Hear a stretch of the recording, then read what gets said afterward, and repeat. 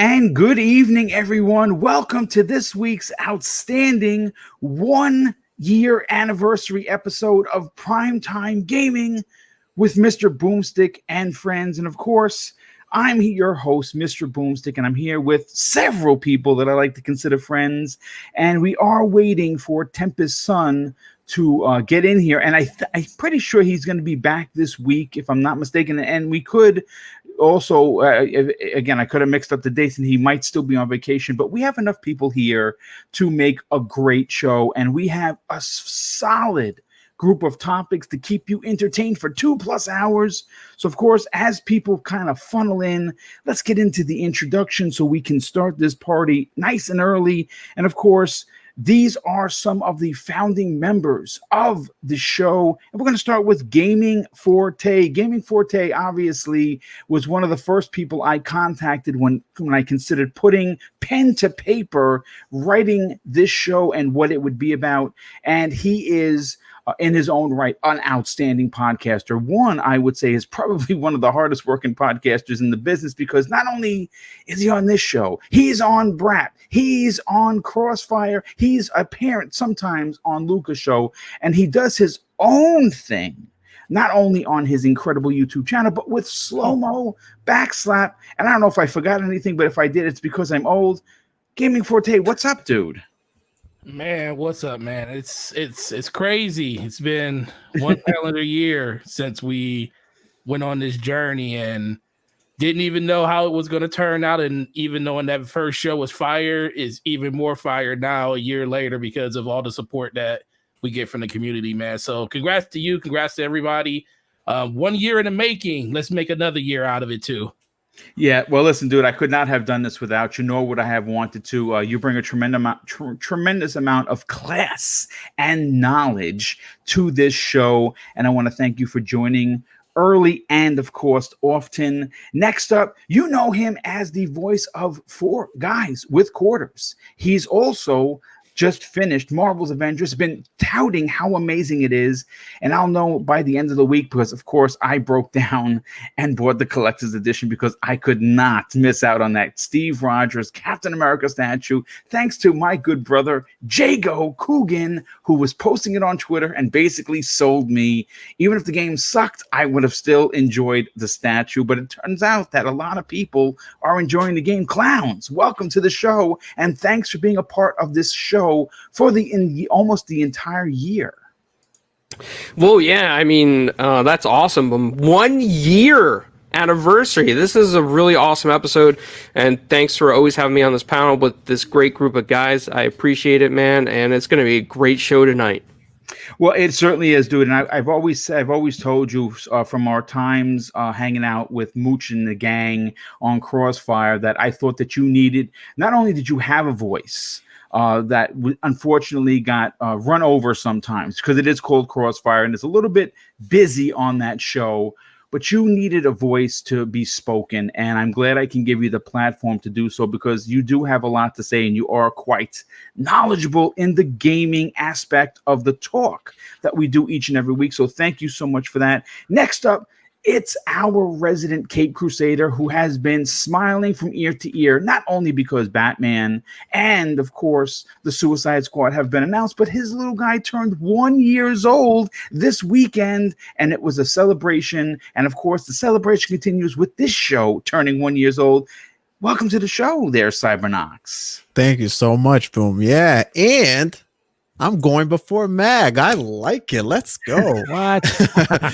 Yeah, it's been 1 year, guys. It's been amazing. And I just want to let it be known that this man right here, Boom, I'm always going to be grateful to this guy. He reached out to me. He gave me a chance. He gave me a voice. He let me be part of the show, which I've become very fond of. I love being here every single Monday with you guys. And Boom, I'm always going to be grateful for it, my friend. Thank you so much. Today's a celebration, everyone, so let's get this party started. Let's go. Yes, and as I advertised, not only am I going to be giving away 4 $25 gift cards to, of course, the either of the 3 services that you want, which is Xbox Live, PSN, or of course Nintendo eShop.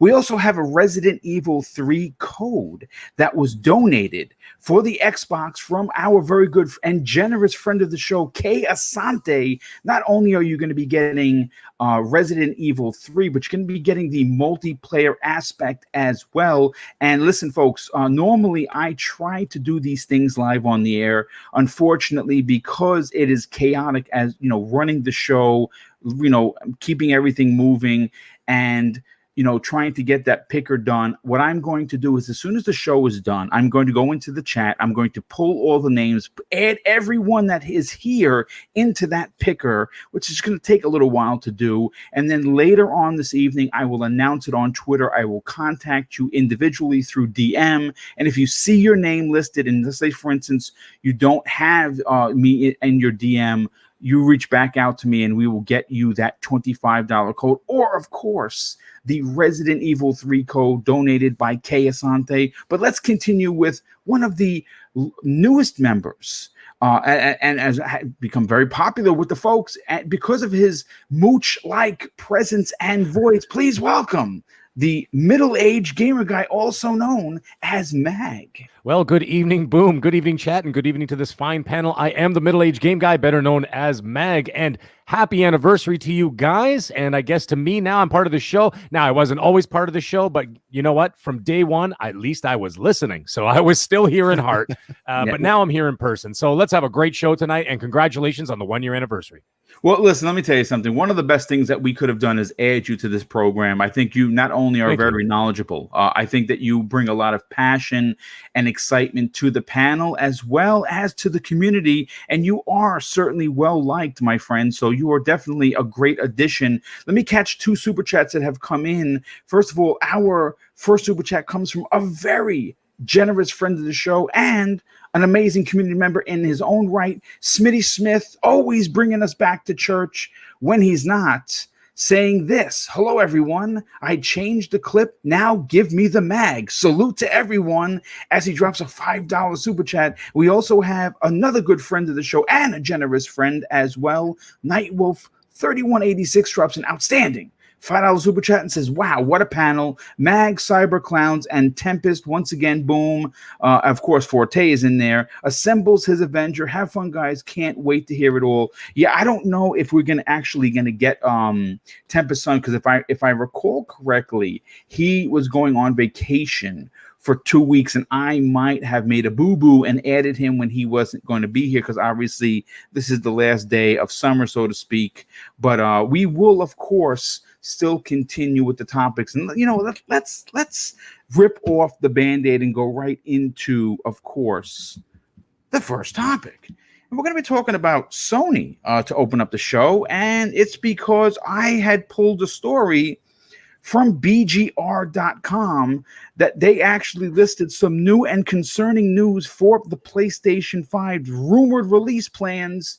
And if you are in North America, apparently that is where their focus is going to be. And if you are outside of the US, it looks as if that you could potentially be getting the PlayStation 5 somewhere, quote unquote, late December. Now, I don't know what late December means other than maybe after Christmas, but if that in fact is the case, that says a lot. That means that maybe Sony was unable to produce as many PlayStation 5s as they wanted, and they feel like the market in the US, is more important to them.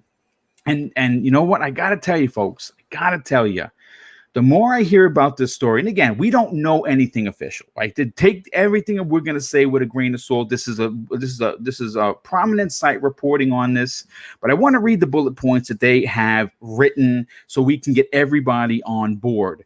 It says this: the PlayStation 5 date might actually be staggered rather than a simultaneous. Oh my goodness! I can't believe I messed up on the air.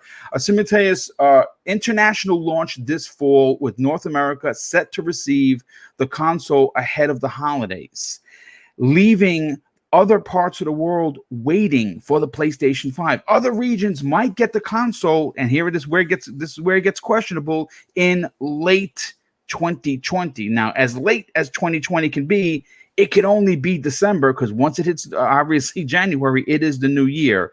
And according to the report, it seems to be an indication that PlayStation 5 may not be able to ship, listen to this, folks, before Christmas in all markets.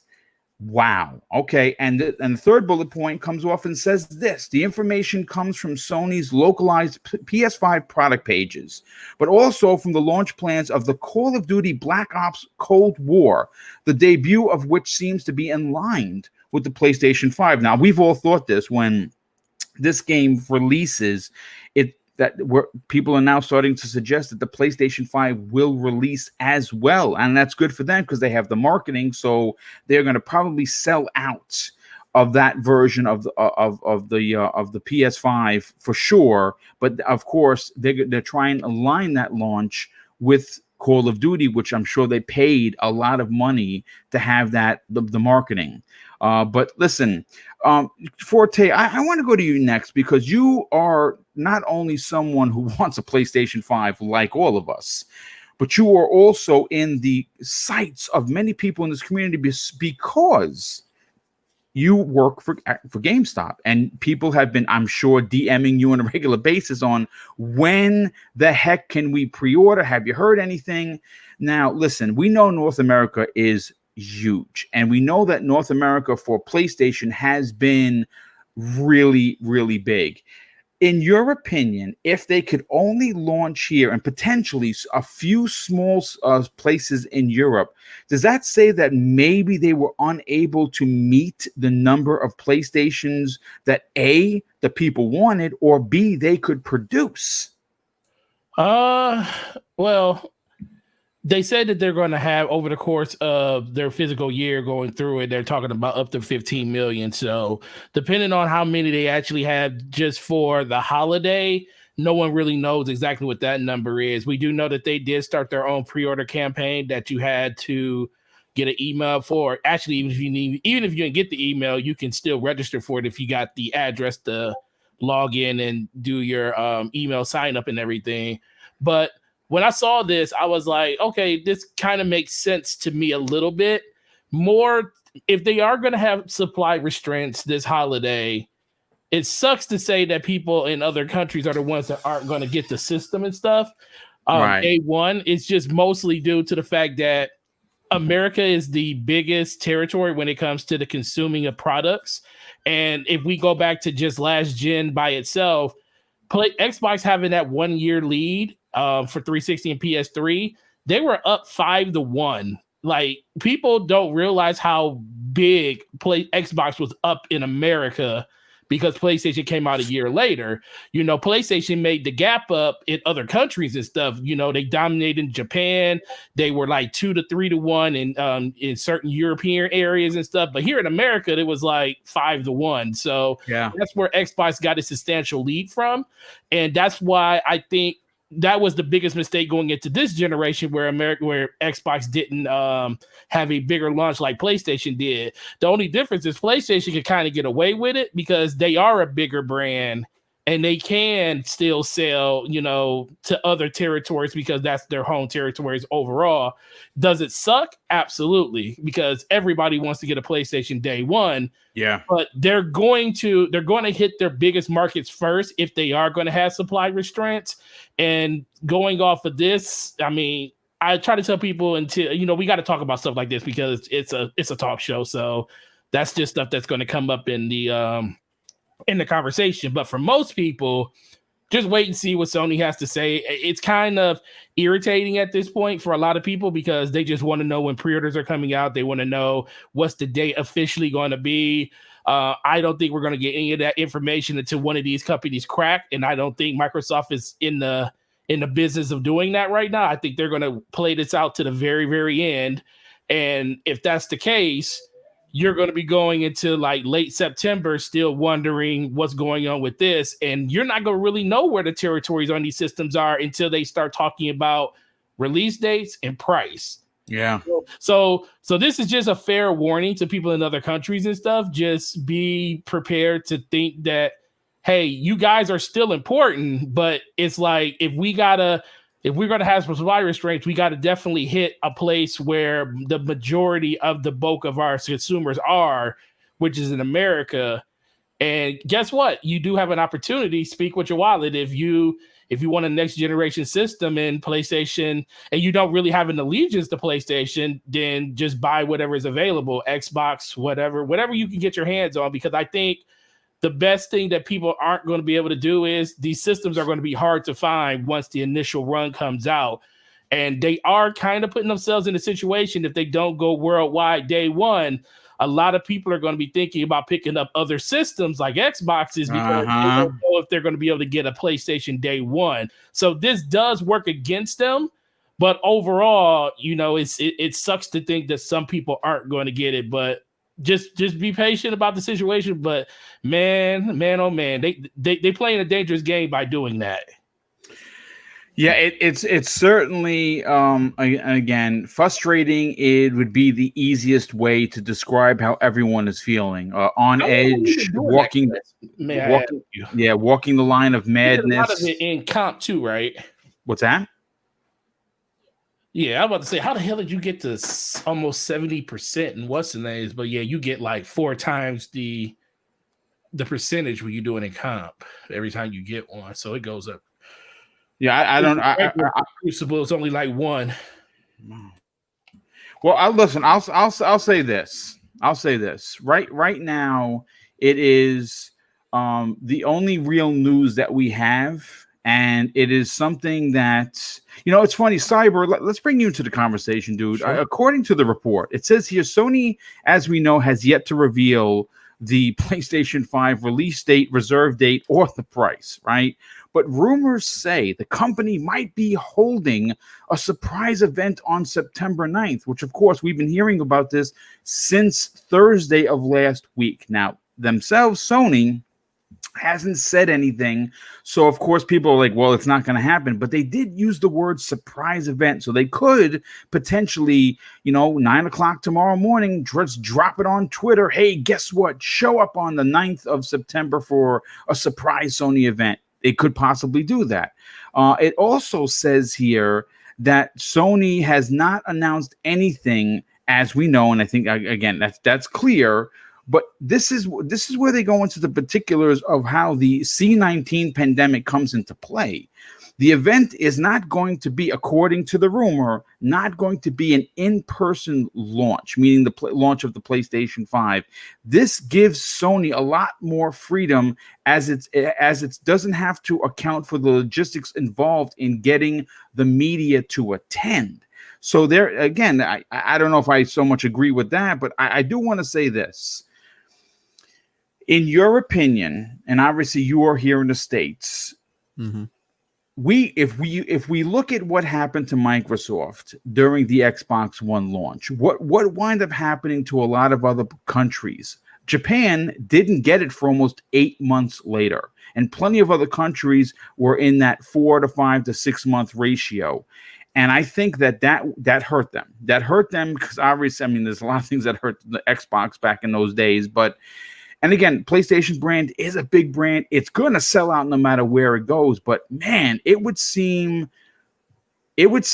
almost like the tides have turned, where it's roles reversal when you look at what potentially could happen to Sony. And again, I'm not taking anything away from how powerful this console is going to be, but we know for a fact that it's not as powerful as the X. Right. So Microsoft has beaten them on power. Sony beat Microsoft on power in 2013.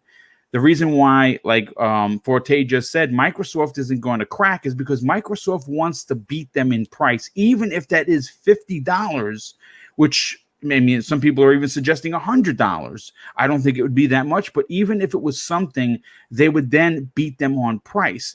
And Phil Spencer has said they're going to launch worldwide, which means that either the rumors of them paying extra to get these systems done are true, and or the rumors of them starting to produce these systems in late April are also true, What are your thoughts on maybe Sony kind of getting caught with their pants down? You know, in this case in particular, I'm not sure how it's going to work for Sony. I mean, right now, for you to even be considered to pre-order a PlayStation 5, you have to go to their website, you have to sign up, and you have to be chosen. Yeah, and I think they're only doing that for the people that have like 76,000 stars, platinum. Yeah, and it's based on your activity on the PlayStation Network, right?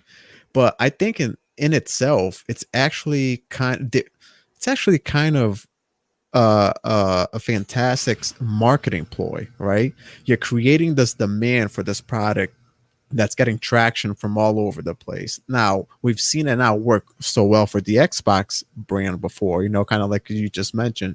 Xbox before only released in certain regions, while PlayStation was pretty much releasing kind of everywhere. They were in more regions than Xbox was, but I think it's no surprise that for the most part, you know, we get these staggered releases, right?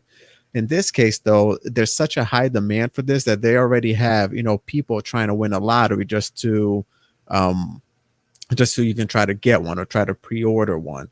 And now you have this another obstacle here that's saying, hey, we may not be even able to keep up with the demand that we have now, so it's going to create even more hype. That's kind of how I see it. I think Xbox has could potentially have an advantage here. I think Forte mentioned this in last week's show. If you're not capable or not capable, or if you're unable to purchase the PS5 and you're going to continuously or potentially see an Xbox on the shelf or an Xbox right there ready for you to buy, you may just want to go ahead and give the other brand a try. Yeah. You know? In PlayStation's case, though, I think their worldwide brand is so strong, and that it can still it can hurt them a little bit in the beginning, but I think eventually, as you know, things become normal again and production becomes, you know, 100%, I think they'll be okay. But for right now, things are looking a little shaky, but I think throughout the generation they'll be okay. And I think for right now, exactly what's going on with their marketing and how much demand and the ways you have to obtain this console, I think it's actually benefiting them a little bit rather than hurting them. Well, look, I'll be honest with you. You know, depending on who you ask. I mean, obviously, if you are a die-hard Sony fan, if that is the only console you play in, if you're someone like for instance, a BitCloud, that dude has like 100, maybe I'm even shortchanging him. He has hundreds, at least from what I understand, platinum. So he's a diehard Sony fan. Mm-hmm. And there are many of them out there. There are people that have 500-600 platinums, which is unbelievable to even consider.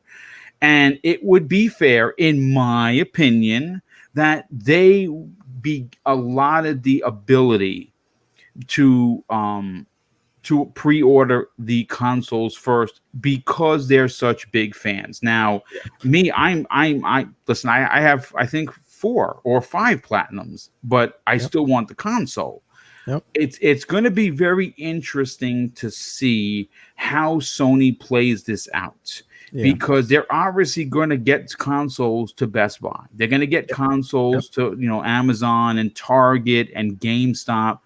The question is, how many of these consoles are they going to be able to get? And now, piggyback of exactly what you just said, Boom. I believe it was Peter Moore who once said that the first company to 10 million wins that generation, and I think it's been true. Yeah, I would, 60 purpose and the PS4. So it's gonna be interesting who can, you know, sell these first 10 millions. We'll see what happens this generation. Well, you know what? I think that this is a much different generation, and I think the way Peter was talking back in the days is because digital didn't exist. Subscription services didn't exist the way they were, and Microsoft, again, their ideology is so different from only 7 years ago, where they actually don't care if you initially buy a console. They just want you to buy the software. And the fact that they're giving you so many ways and so many abilities to play that software, either that be through xCloud or, of course, in the legacy consoles or the new consoles or PC, they're just going to be making money hand over fist with their services and, of course, the money they bring in from the games. So again, I don't necessarily know if that ideology still stands strong, but Clowns, I want to bring you back into this conversation because you have seen many launches on many consoles. And listen, out of the gate, the PlayStation 5, just like the Xbox Series X and S when they ever announce it, and both versions of the PlayStation, both digital and physical, I think at least for the first 6 months are going to sell out the second that those consoles hit the stores, and people are going to be waiting for it and they're going to be sucked up. The problem that it appears that Sony might have, and again, folks, take this with a grain of salt. If the information that we have is true, Sony is going to have a tremendous amount of want for their console, though they may not have the actual product in play to sell to their consumers. Now, if Microsoft's 2-to-1 ratio, like some people are suggesting are, and of course, like Cybernox just mentioned, people may just buy an Xbox One X or Series X or a Series S because it's available and it's a next-gen console if Sony cannot make the consoles quick enough. What are your thoughts on this? Well, I think that, this is true indeed, if Sony cannot make the consoles quick enough to get them out for like a mass launch before Christmas, and Xbox does indeed come out first, I think that this could hurt Sony a little bit because whoever usually comes out first ends up being the market leader, at least for a little while. I don't know if Sony would be able to catch up at some point, but I would think that would be a huge boost for, Xbox. And I mean, you're going to want something right away when something new comes out. A lot of people don't like to wait. They want to play next gen right away. So, I mean, Xbox is going to be the one selling off the shelves if Sony can't be there first. That's very true. I mean, I don't doubt that. And listen, like I said, the initial number on that Bloomberg report was 5 to 6 million by the end of March 31st. And then they changed that to 10. Now, I don't know if they've increased it. I know, Forte, you had said something about 15 million. I know that they wanted to have at least 10 million consoles by the end of March 31st, 2021 is the end of the fiscal year for all of these companies. And I know it was 10 million by then. I don't know. I mean, are they going to have 10 million by then? Well, who the heck knows? But I would like to believe that they're going to have at least 3 to 5 million available. And again, Forte, if you remember a couple of shows ago, we talked about like how do you split that up? Like who do you pick? And apparently they have picked North America as being where they're going to focus and just get these consoles to the rest of the world. I guess select regions, obviously in late December. And I know someone in the chat, I believe here, Nat Hartman had said something to the effect that in New Zealand, advertising is now for late 2020 for PlayStation 5. Now, I mean, again, I don't know about New Zealand, so I can't confirm or deny. But Nat, thank you for the information. I mean, who's to say? Real quick, got to do a couple of shout outs. First of all, I got to shout out Cybernox, who's on the panel and also became a channel member of Cyber. Thank you so much for that. It's very kind of you. And of course, Kay Asante, the gentleman who was nice enough to donate the Resident Evil 3 code for the Xbox, as well as, of course, the online code for multiplayer. Drops an outstanding $5 super chat and says, "Happy anniversary, Boom. You know I love the show. Here's to many more years. About pricing, Sony better hurry, or they're going to lose my PS5 money to a 3080. You know what, dude? And again, I don't have a PC that can even hold the 3080 at this point, but good on you if you do, for sure. Mag, I saved you for last. Mm-hmm. Because when we were talking in the DM, we're all fired up about this. Now, again, listen, we have to understand that the world pandemic literally threw the world up on its ear. And we do know that all of these companies, especially in the development aspect when it comes to games, were really put behind the eight ball. Case in point, Halo Infinite, several games that have been moved out of 2020 to 2021, films, TV, you name it, everything's been thrown for a loop. But these consoles, again, for Microsoft, from what we understand, late April, they started building these consoles. And we know Phil a couple of weeks ago announced that he has the retail model home and he's using it on a regular basis. We've seen people taking pictures, but Sony has been ultra quiet. The only one picture that we have of this outside of them initially showing it off at their event was the one off the production plant where it took 3 people to hold it. That's how heavy it was. There's 3 people standing there. They were all holding it. It was huge. Folks, it's just levity. Don't get excited. You actually were a little bit fired up about this because you are in Canada. So you might be on the short end of the stick. Do you feel that maybe Sony, because listen, we have to rewind the time a little bit. If you remember, there were rumors that Sony had said, and I'm not making this up, folks. You can go and pull this, and if I can find the story, I'll add it to the show notes. Sony had said they were going to make less PlayStation 5s because the parts were too expensive. And maybe that is why they're kind of stuck the fan behind a rock and a hard place. What are your thoughts on them maybe not having enough consoles for the last half of 2020? Well, I'll tell you one thing. I'm going to just piggyback off something Forte said. He said patience. And I'm going to go the opposite direction. And I'm going to say one thing in business, doesn't matter if there's a pandemic or not, because the video game business right now has exponentially grown since the pandemic started. This is the time where you need to make the big bucks. You got a company that's making video game consoles and games and software and services. This is the time. So the way I see this, patience does not win a war.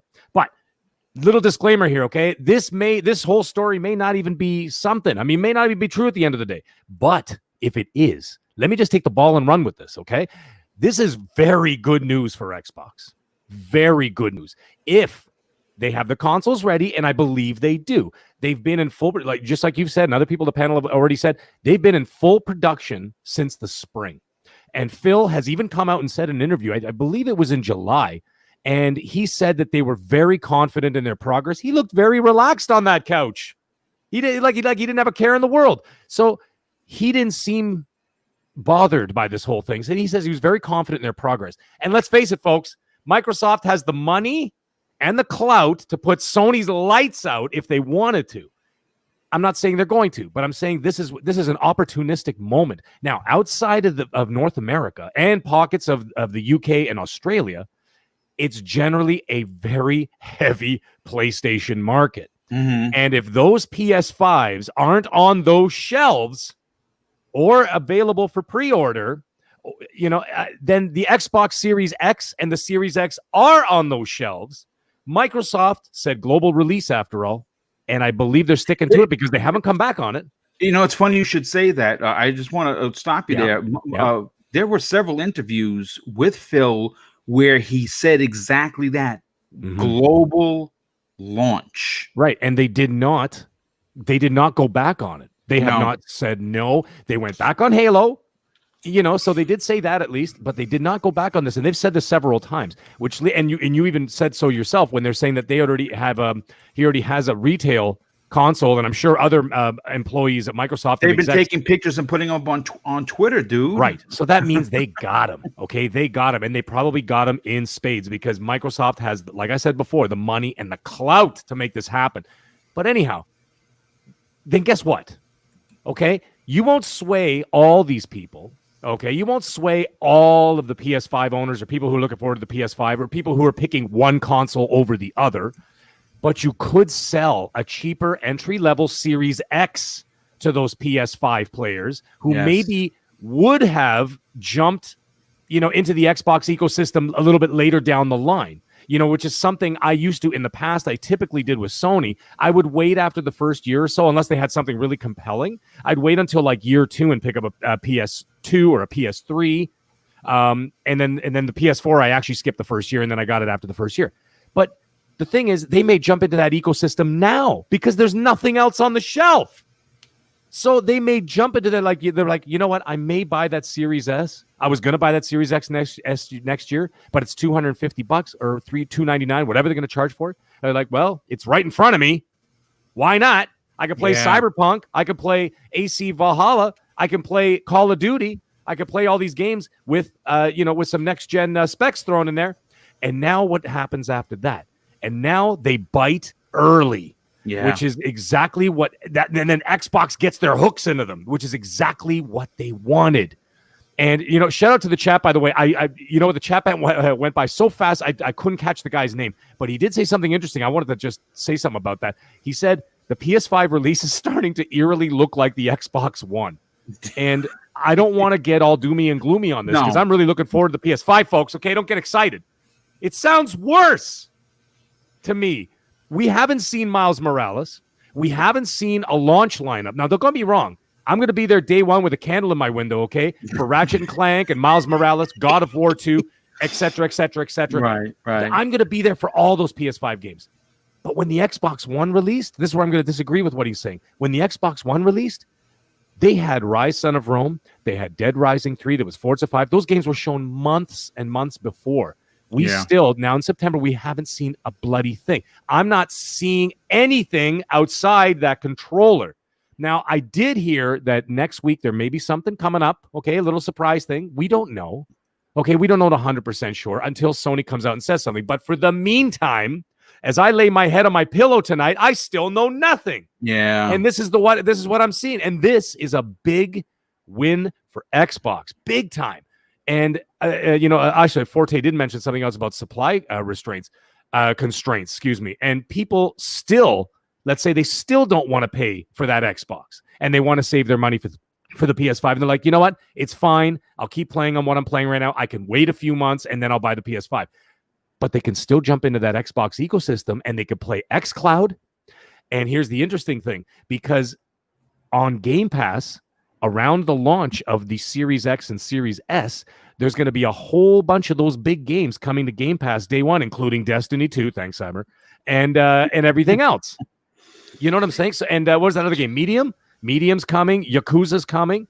You could play those for $15. The Ascent is coming. There's quite a few of them. There's quite a few games that are going to be in there. Tunic is going to be in there day and date. The 12 minutes is going to be there supposedly at launch.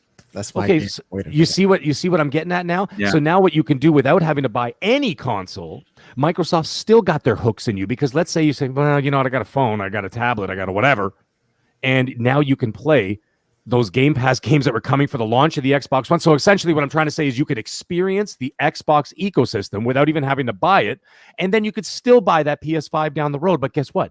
You've already been paying for Game Pass for a couple months, and just like Netflix, and just like your gym membership, you're going to forget all about it, and you're going to keep subscribed to it because you didn't finish the game, and they got the hooks in you again. So all in all, the way I look at this, I think PS5 in the long run will be just fine. I think it's going to hurt them in the short run if this actually comes to fruition. But I think in the grand scheme of things, this is a really big win for Xbox. Well, I'll say this. Chief Trouble in the chat makes a really great point. He says people will take whatever they can get their hands on. And when you talk about, I mean, listen, there are a couple of things that I believe are happening. We don't talk about politics right now. We, in my opinion, I think that a second stimulus is being held until around November, towards the end. Why? Because they want to stimulate the economy through Black Friday. They don't want people to put their money away. They don't want people to tuck that into their mattress. They want people to spend. And I think that if people have money to spend, if they can't get their hands, and again, folks, this is completely in my opinion. This is in fact by any stretch of the truth. But if they had an ability to get a new console, because listen, as gamers, look, let me just kind of put the spotlight on me for a second. I went on a real serious tangent about not getting Marvel's Avengers not because it was running at 24 frames per second, not because I was concerned about it being a Destiny-like game. I had the $200 collector's edition pre-ordered. It was, again, the Spider-Man thing kind of bugged me, but I figured a way that I can around that is I can pick up a copy for free sometime down the line through some GameStop points I have put away. Okay, great. But what really threw me into a loop was the $10 battle pass. So what did I do? Right, I canceled my pre-order. Okay, but sitting on the sidelines, folks, you don't understand. I had to sit on my hands so I wouldn't hit the buy now button from GameStop or from Amazon, because I wanted to be a part of the conversation, because I really, really wanted this game, and I kind of was like, no, I'm not going to do it. And the whole weekend went by, and of course, a very good friend of the show, a very good personal friend of mine, Jago Coogan, ruined me, literally ruined me. He put up, not only did he come, he put it at Mr. Boomstick, but he wrote, hey, Mr. Boomstick, I think you missed out. And then he showed a whole video of the statue. And then what happened? When I was on the Bitcast with Ains from Season Gaming on the air, folks, I bought the $200 collector's edition because I could not be out of the conversation. You know what I'm saying? So my point is, in my long-windedness, which my wife says that I am sometimes, the point that I'm trying to make, and I got to kind of rile this back in as the host, is these consoles are going to be the highlight of 2020. This has been a piss poor year for so many reasons, right? So many horrible reasons. You know, besides, obviously, there's been tremendous amount of civil unrest, right? People are just not happy with the government. They're not happy with each other. Gaming is one of the few avenues, right, that we could look forward to as a society, especially if you are a gamer, as being the uplifting moment. I mean, think about the giddiness that you're going to have, regardless of what console flag you fly. I mean, for crying out loud, I jumped around like a child when I saw that the Mario 3D collection coming out on the 18th. I mean, it's just a bunch of up-res games, but I felt like it was Christmas early. So it's because we all want to be a part of the conversation. So if you are someone like me who's going to be 50 this year and still acts like a child when a new console or a new game comes out, you're going to want to be a part of the conversation. So if you can't get a PlayStation 5 and that Series S is $250 or $299, you may say, damn, I couldn't get a PlayStation 5. But you know what? That Series S is more powerful than the Xbox One X. And again, the rumor is it's coming with a 3-month Xbox pass for Xbox Game Pass. That's been the rumor for a while now. Could you imagine if they pack in 3 months of Xbox Game Pass Ultimate in every console sold? You won't have to buy anything. You spend your $300 and you're going home to download all the games. And maybe you were an Xbox 360 owner and left for PlayStation because of price and power. And this is your way back in. But if those consoles, and like I said, folks, I can't speak for you, but I can speak for me. If I was waiting for my PlayStation 5, and I knew I wasn't going to get it potentially until maybe after the new year, and that Series S or that Series X is waiting there, I'm like, you know, we are all impatient humans, but you know who's even more impatient than regular human being? Gamers. Gamers are the most impatient people in the world, and I think we would all jump at the chance. And like many people, including Mag just said, this could be an advantage for Microsoft. Now, and the truth of the matter is this: the PlayStation 5 is probably going to sell way more consoles than the Xbox. I mean, that's what everyone is predicting, and I would kind of agree with that. I just think that it's such a worldwide brand. But if Microsoft puts out a console for $300, man, I think they're going to sell a whole mess of them. I mean, listen, we've been on this for a bit. I kind of want to move on to the next topic, but does anybody want to say anything in closing? Forte, anything you want to add to the conversation? No, it really, look, man, you guys kind of hit it out the park with a K to that conversation. The biggest thing is there's going to be a lot of opportunities out there for everybody to get these systems at a later date. It's just that when it comes down to day one, are you going to wait for it to come available for PlayStation later on? Or are you just going to jump into Xbox day one? Especially if you're a third party player. I mean, I throw in, especially if you're one of those people that like third-party games a lot. Third-party games are going to ones that's going to play the majority of the games this holiday because there's not too many first-party. So outside of that, it just really comes down to what are you interested in? I think a lot of people might choose Xbox just because there's not going to be any PlayStations available. That was something I was talking about with Slow-Mo and on Brap a couple of months ago, where I said, it's a possibility that Xbox could outsell PlayStation due to just the sheer amount of systems they might have. If this is definitely a case, it's a good chance that could really, really happen. But it really just comes down to games ultimately. If Microsoft can have a really, really good showing of games for the first half of next year, then all this is not and void. People will kind of, start just flocking to where those games are available and everything. But outside of that, it just really comes down to what are they going to do with Game Pass? What are they going to do with first-party offerings? What are they going to do when it comes to the price of this system? Are they going to announce it soon? Are we going to be like the Apple approach and waiting to 12 days before the system launches? And then we're going to hope not. These are all other questions that we really want the answer to. And honestly, until PlayStation says something or Microsoft says something, we're not going to get the answers we want. But whoever comes out on top of this is going to end up winning this holiday, I believe. And then it's going to be a fight for the next quarter when it comes to next year. Yeah, no, I absolutely agree with that. You know what? I want to move on to a story that we talked briefly about. Literally, it was a breaking news kind of a story, but there's been some more comments regarding it. Now, the next story, we're going to talk about CD Projekt Red, and the lead conversation of this particular topic is that they reject the $69.99 pricing for next gen versions of Cyberpunk 2077. And really, the truth is, if we needed another reason to praise the universally loved developer. Now, in a story that I pulled from the FPSreview.com, CD Projekt Red doesn't seem to be on board with the recently announced $10 price hike that we saw EA, Activision, and 2K, all scumbags, jump on. During a recent Q&A session, VP of Business Development Michael Norwowski confirmed that Cyberpunk 2077 next-gen versions would remain priced at $59.99. And it's what he said that I think, again, why we love this company so much. Now, obviously, he confirmed its stance in a question that was asked. It says, do you plan to price games on next-gen consoles at a premium like it was recently announced by EA, Activision, or 2K? And Norwowski's response was very straightforward and to the point. He seemed almost annoyed by the question. He says this. It's been out in the market and known to consumers for quite some time. In Europe, the game has been marketed by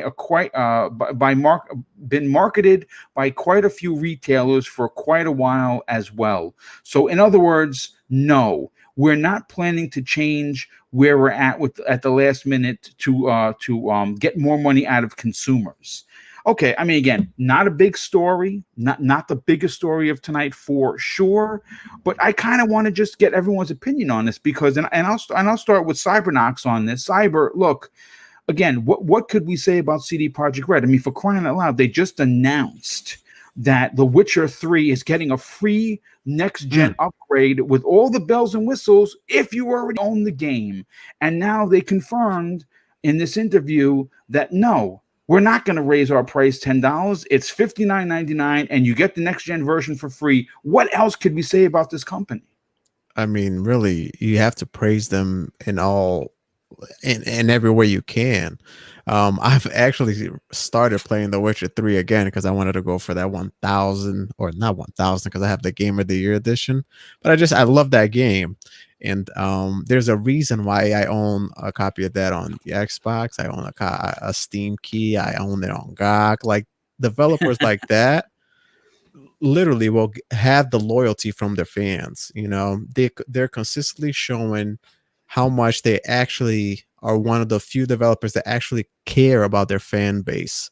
You know, they've consistently, time and time again, have proven that. And here's another way that they've shown that with The Witcher 3.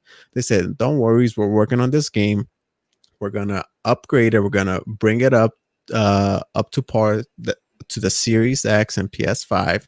And if you already own the game, guess what? You know, you'll have all the upgrades there. They have that famous quote which they said, you know, they'll try when they were talking about Cyberpunk 2077. They said they were going to be honest. It was going to be an experience like The Witcher 3, and they also said that they will leave greed to others. You know what I mean? So, yeah, man, we have to praise this company the way they started. If you haven't, man, I forgot the name of the channel, but there's a really good documentary on CD Projekt Red. It was about The Witcher 3, and you see the struggles that development team actually had to go through. They literally at one point didn't think that they were going to make it. And this was like back at The Witcher, when they started making The Witcher games, you know? So, man, it's really, really, when you see anything that CD Projekt Red puts out, I'm talking about me, obviously. I'm guarantee that I'm a loyal fan of theirs. I'll back them up 100%. They've clearly shown everyone that's, you know, paying attention to this how people should actually treat their fan base, and I got nothing but props for them, man. Really amazing, talented company. Yeah, absolutely. You know, Forte, let's bring you back into the conversation, and I want to just kind of repeat what Cyber just said. Talented. When you have a company that's as talented as, of course, CD Projekt Red is, as a fan of the company, knowing their struggles, knowing that they were at some point a smaller developer doing all of this extra stuff, if they would have charged because they needed to, that extra $10, people would have thrown it at them, not even thought twice. But the fact that they've come out and said, okay, listen, next gen upgrades, free. Oh, by the way, Witcher upgrades, free. I don't know how much more they could do to make you love this company, but what are your thoughts on this latest interview where they reference EA, Activision, and 2K, and you know, and obviously you can call it a shot across the bow or not. They're keeping their prices the same, and they made mention of these companies. What are your thoughts on how amazing they continue to treat their fan base? Yeah, I think when it comes to, man, with them keeping everything the same, it's like, for me, it really just comes down to like treating your customer base with respect. I think they all kind of do that to a certain extent. I think they all want to be consumer friendly to an extent. I think others go out of their way to do a little bit more. I know, especially when it comes to Xbox, some people just wish Xbox would just stop talking and just release products that are good and let the products speak for themselves. But I also remember early in the generation where people were like, we don't even know if these people play games because they never say anything, compared to like Sony's brass. We know they were always out talking and playing games. It just seems like it's been a huge role reversal in that regard. So for me, it just really just comes down to, once again, what you're comfortable with. You know, I listen to the messaging of Bungie more than anything, because everything that happens in that game, I kind of just, it's like the ebb and flow of information for me. So it's like when they give something really good, I'm super happy. When there's nothing to talk about, like now, I'm like, ugh, this sucks. And I don't have, and to me, it makes the experience, it doesn't make the game bad, but it makes your experience in the game seem like it's worse than it is. And I think that's another thing that Microsoft and Sony, they're kind of fighting back against. But that's also the same thing that's going on with the prices of these games going forward too. A lot of people don't realize that a lot of these different publishers are trying to see, they're testing the water right now. They're trying to see, can we get away with this if this company does that? If 2K can come out and give you a $70 game, are they going to completely riot against it? Or are they going to be fine with it and the game is still going to sell 20 or 30 million? Call of Duty, same thing. If we put the next gen version on Xbox and say it's a disc-based version and the PS4 version is a digital-based version, who's going to complain the most? And then after we figure that out, we're going to go in and we're going to, make changes to the next version of the game. So companies play with their customer base's emotions all the time. Doesn't change at all. So for me, I just think that it's more of a thought process on just what do you like, and then roll in that lane until that company doesn't give you what you want, and then you start finding other options into doing those type of things. But like I just keep coming back to this Sony and Microsoft thing, man. If these systems are the same price, they're the same price. I think overall, Sony wants to be at $500, but they don't want to be at $500 if Microsoft's not at $500. I mean, if Microsoft comes out at $600, they're gonna be like, oh shoot, $500 all day. Yeah, of course. They're scared. They don't know what's gonna happen on Microsoft's side of this whole scenario, and I think that's the thing that's what they're playing on the heartstrings of but the customer base is more. Just think about what Epic is doing. Epic is literally using their player base against Apple right now. So, some people love it. Most people love that because they look at Apple as the evil empire, and that's what they portray them as. And Apple is fighting a fight that I don't think they could win in that regard when it comes to the customer base. But overall, it's just depending on what side of it you fall on. Yeah, no, absolutely. Can I just piggyback off one thing that Forte said, Boom, Sure. real quick? And the irony of it all is, here is a company that could potentially, CD Projekt Red could potentially charge you, let's say, $10 extra for an upgrade to The Witcher, right? Or an upgrade to CD Projekt Red, CD Projekt to Cyberpunk 2077, like a new IP, right? And no, they'll still keep that same base price. They still won't charge you anything, because to them, fan loyalty and fan service is probably better for their company. And when you look at the other side, you have two companies in 2K and EA that are literally charging. They release a game annually and are charging you $10 more for, like, some of these crazy games, like copy and paste games that they've been doing over and over again, and just it's just one of those things that, like, I think we as consumers and gamers, we need to look at that and say, hey, this is not right, the way they're treating us at all. And the fact that you said that, think about this, and let's be for real, CG Projekt Red is playing the game too. They're just playing 100%. Yeah. Everybody else is playing it, because when I saw this, I was like, why did they even put this out? I mean, it's good for me, it was good to know that there's going to be an upgrade to The Witcher, because I didn't expect it to be one. I was like, oh, well, I thought we already got that probably. But the fact that they came out and said we're getting one was cool. I like that. But for CG Projekt Red to come out and say that we're not going to charge you for it, I already assumed if they did do something like that, they wouldn't, because they have been one of the most vocal vocal publishers when it comes to stuff like that. Everything you buy on GOG, which is good old game, DRM free, DRM free. So everything you buy in there, you will always own, even if that service disappears tomorrow. You can download all that stuff and it be natively on your system. People don't realize when Witcher, like I want to say 3 or 4 months ago, Witcher, they allow, if you owned Witcher, they allowed you to transfer your license and have it not only on GOG but on Steam too. And a lot of people took advantage of that because they felt like a lot of people want to have all their games in one place. So they said, you know what? Yeah, if you want to put your game on Steam, here's a code for anybody that's bought it. You can link it to your Steam account, and then it will be tied to your Steam account too. So they're doing so many consumer friendly ways. But guess what?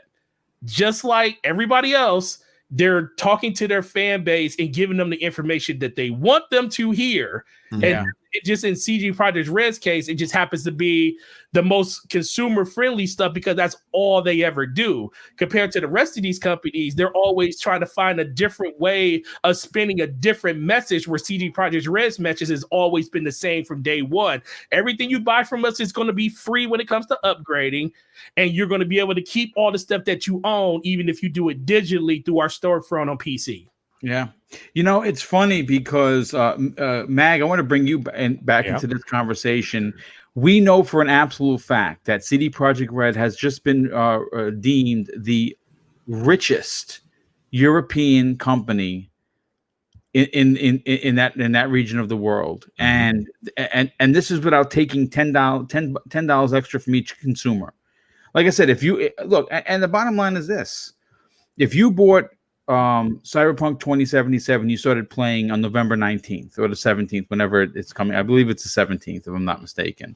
And it comes out, and you got yourself a PlayStation 5 or an Xbox Series X, and you wanted the upgraded version. If you're a fan of the company, if you're a fan of that game, you would have easily dropped $10. But the fact that they said no, it's free, and they did this months ago. They were the first one out of the brand. What are your thoughts on that, dude? Well, you know, the thing is, if you have two bars next to each other, okay, and one charges $5 for a beer, the other one charges $7 for a beer, the one that charges $7 doesn't mean you're guaranteed to make more money. Right. You know what I'm saying? True. So, Yes. like, the way I'm looking at this, okay, like, you know, I'm Canadian, okay, folks? All right. But this November, when you guys vote, I actually penciled in CD Projekt Red for president of the United States. So just letting you guys know that in advance. So everybody we'll vote that as well. That's awesome. Anyways, in all seriousness, I hand wrote every single one. Anyways, in all seriousness, guys, these guys are awesome. And they always have been. Their message, that's something Forte said, their message has not changed. And that's what I like about it. They don't go back on their word. They don't say this. Then all of a sudden they say that. They don't turn face here. And then all of a sudden they say something on the other side of their mouth. They don't do anything like that. No. And what I like about these guys, and this is something else, because you know what? They're Eastern European. These guys don't put up with anything. I know a lot of Eastern Europeans, okay? I know a lot of them from the Eastern Bloc. Believe me, these guys are very cut and dry. Okay, there's no wishy-washy nonsense. That's They why he just speak sounded it. annoyed when he asked him the question. Of course. If you read what was written, he sounded annoyed. Exactly. And I could picture him saying it too. But honestly, these guys, it's almost like they're gut punching every scumbag publisher in the business right now, like Bruce Lee. Like I'm picturing a fight battle in like an alley, and all of a sudden, exactly, like here comes Activision with $70 games. What? You know, and all of a sudden, here comes Rockstar from behind. You know, and then all of a sudden, oh, is that 505? Hey, right in the stomach. And then, you know what I'm saying? And while they're all on the ground crawling, okay, like, you know, like in Ghost of Tsushima, you know, when it says end suffering and the prompt shows up, then CD Projekt Red pulls out a katana and they go, oh, and by the way, free next gen Witcher 3, bitch. Right in the back, and they finish him off. This is how you do it. Like, this is how you get. Look, the fact that we're talking about this right now is free advertising. Of course it is. Okay? Yes. People, everybody in this chat listening to this right now are listening to what we say. Don't listen to everything I say, folks, because, you know, let's say I'm ridiculous sometimes. But in all honesty, we're all talking about this. Then they're going to tell their friends, and their friends are going to tell. Then IGN's going to talk about it. Then GameSpot's going to talk about it. Then everybody's going to be talking about it on a different podcast. This is how it works. And all of a sudden now you've got it exponentially grows to hundreds of thousands and then eventually to millions of people. And that's how you do it. And I mean, honestly, these guys, in my eyes, they can't do anything wrong. And if if Cyberpunk truly sticks the landing, I really feel they will, then we're in for one hell of a good time. And honestly, CD Projekt Red, this is truly a first-class dev that I would put above Rockstar and my personal beloved Ubisoft. Yeah, I said it. Ubisoft was my top, but I think these guys might actually take the crown. And I don't think anyone would argue with that point. I mean, obviously, they continue to put out, you know, a good friend of the show, a good friend of everyone on this panel. I don't have it in front of me because it was a while back, but Nukem had said something to the fact that, you know, they don't put out crappy games and a bunch of other stuff, which is, I know, Mag, you said in the chat that he almost made you laugh live on me. You saw that? Yeah, I mean, listen, he's right. He's right. And there's a reason why they're beloved. There's a reason why they are where they are, and of course, they are the richest, one of the richest developers in that part of Europe, and for good reason. and they're not even charging the extra $10 because if they did, people would they'd be stepping over each other to pay it to get a better version, but they're giving it for free, and that is how you treat your fans.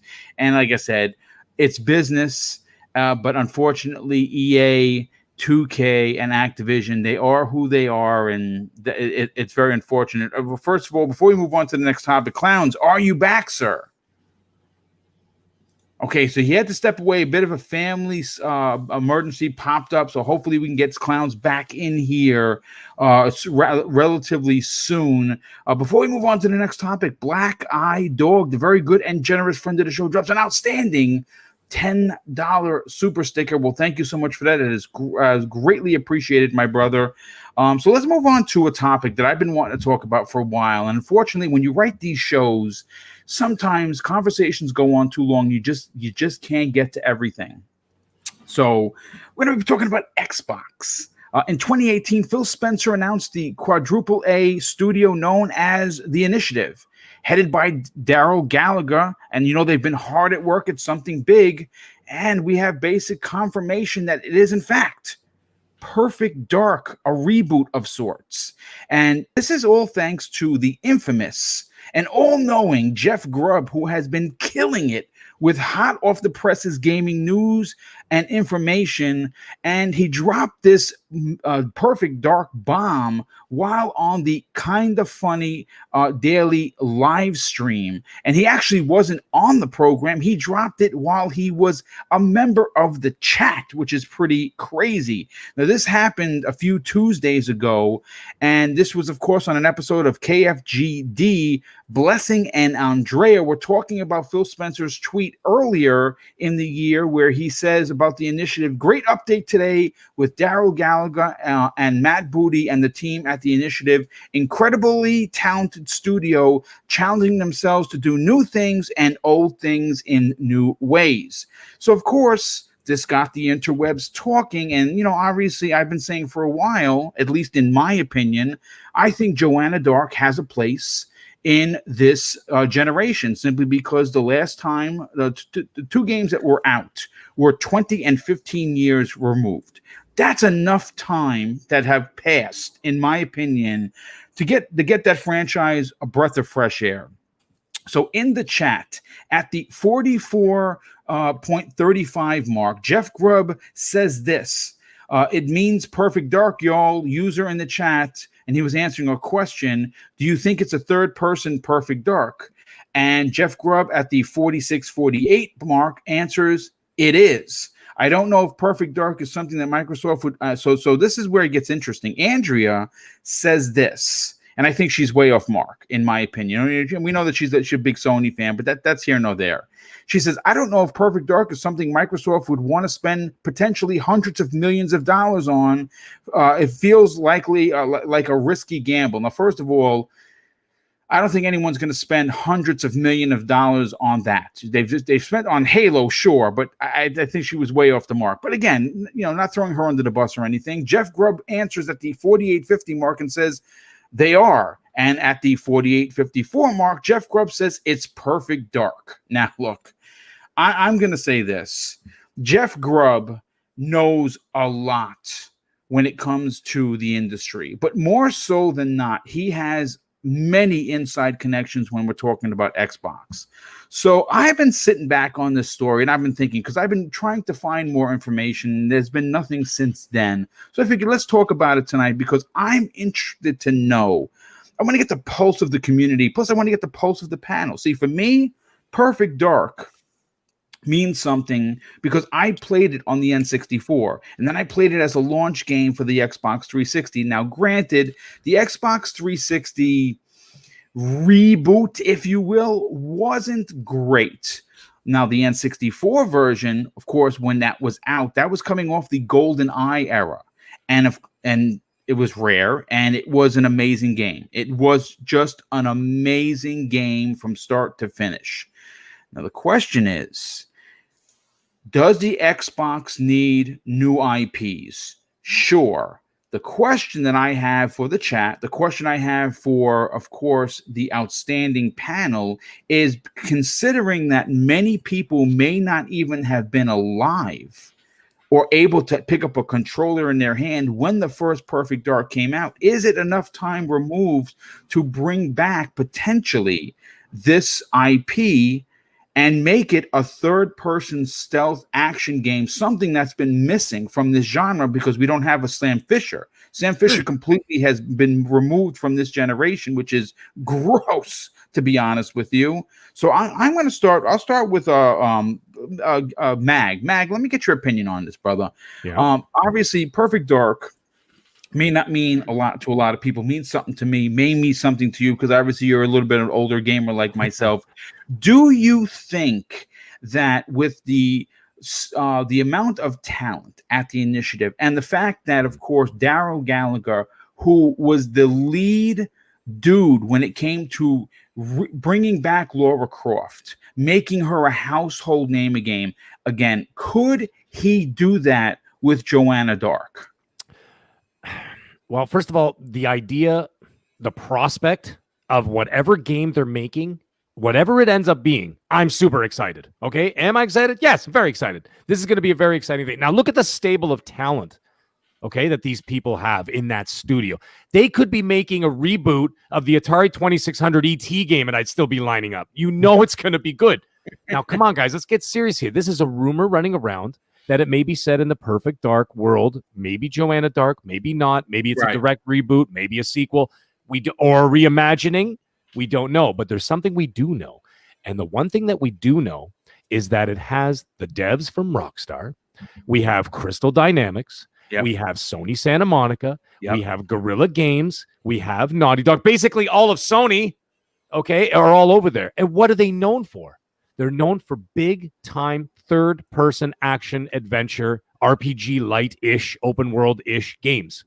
And whatever they're bringing to the table, those are the gameplay elements that they're bringing. I mean, at least we know that much. So if you start deducting from there. Now, as for a new IP, I'm not disappointed at all if it's not new, as long as they bring, like, to me, an epic, magnificent experience to the party. I don't think they're going to rehash anything with this game from, like, no, I think it's going to be like I mean, I believe a traditional reboot where they may reference some of the old stuff, but this is, I think, from the ground up reboot. That's what I'm thinking. I'm walking in with the mindset that this is a whole new experience. You know what I mean? That's what I'm seeing. Now, also, I've said this before, and I'll say it again, and it's not very popular, but I'm going to say it anyway. They aren't making games for us anymore, okay? We're mid-40s and 50s. Yeah, sure, we got the money, okay? They're making this game for a different, newer generation. A lot of gamers now were still drooling on themselves and pooping their diapers when Perfect Dark came out. Yep. They don't know who the hell Joanna Dark is. Mm-hmm. Like, when this game finally drops, my son will be a preteen-ish, and he'll be playing this game. This will all be new to him. Sure, our generation has the money. Okay, you know, let's not face it. We have the money and the buying power, and we're also the hardcore gamers. Us, the panel, the chat. We're the hardcore gamers. We support everything. But who reaps the benefits of that? Our kids do. Like, my kids play Game Pass 10 times more than I do. I mean, I have a career. I podcast twice a week. I got a house to run. They are the target audience, and you know, they're the target audience for the engagement because they have the time, not us. So in that vein, what I'm trying to say is that if it's not, you know, quotes, not a new IP, is only half true depending on your philosophy of the audience they're making it for. And that's what I see with this game. So, you know, as for completely new IP, I think that, you know, this isn't the only thing they're working on right now. I'm sure they're putting a lot of their efforts into it, but I'm sure there's somebody else in another office somewhere writing up blueprints for the next project. And maybe they're doing some, you know, pre-visualization work on like another project. So, but for this one, I you know, if it is Perfect Dark, it'll be just fine. Now, something interesting, new IP is not everything. Because if you actually look at this current generation, the one that's ending in a few months, what won this generation, essentially, between PlayStation and Microsoft? I'm ignoring Nintendo. I'm going PlayStation, Microsoft. God of War and Spider-Man. Were any of those new IPs?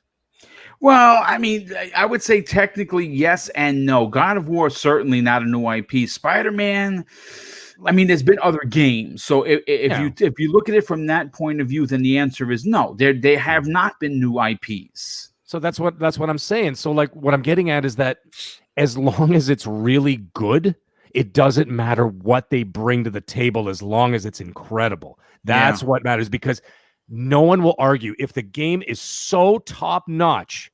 Do you think anybody's going to sit there and go, nobody wanted a perfect dark? Nobody's going to care. They're going to say, wow, this is magnificent. Yeah. Look at this. Look at this. Look at this play. They're going to share it on Twitter. They're going to share it on this and they show people that, guys, check this out. Look at this game.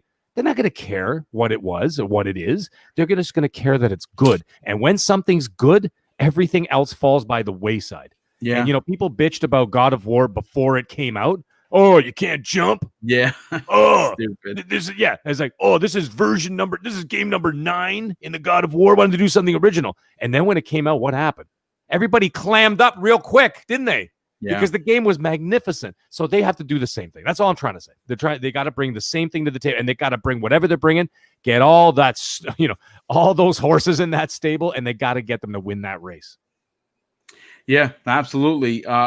Forte, I want to go back to you on this. Look, again, we don't know the particulars. We do know from different opinions that it's going to involve Perfect Dark, or at least be in the same universe.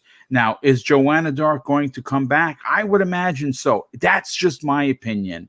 I would also dare say that since the initiative is big as it is, and the amount of talent that they continue to pull in, if you were to say to me they're only working on one IP, I'd say that you're closed-minded. Simply because I believe that they're working on at least 2, potentially 3, at least on paper. Of course, they're working on the one particular game that will be out hopefully sooner than later. For you personally, is it a problem if it's a Perfect Dark game, or in fact a Perfect Dark in the Dark universe, I should say? Forte, are you there, brother? Okay, so we will come back to him. Cybernox, why don't we go to you? Same question, my brother. What are your thoughts on the potential of Perfect Dark coming out? Do you have a problem with them revisiting this old IP, or do you feel that it's just an IP that should stay dead? Absolutely not. All right. I'm very excited for this IP. Let me tell you why, Boom. Because it seems to me that like no one wants to explore the espionage stealth game genre. Okay. Yeah. And we've been waiting for it. The fans have been demanding for a long time. And Sam Fisher appears on every single other game except his own. What is going on?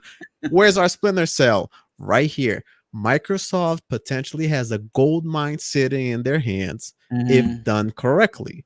Now, Perfect Dark was released about 20 years ago on the N64 at 2000, I believe.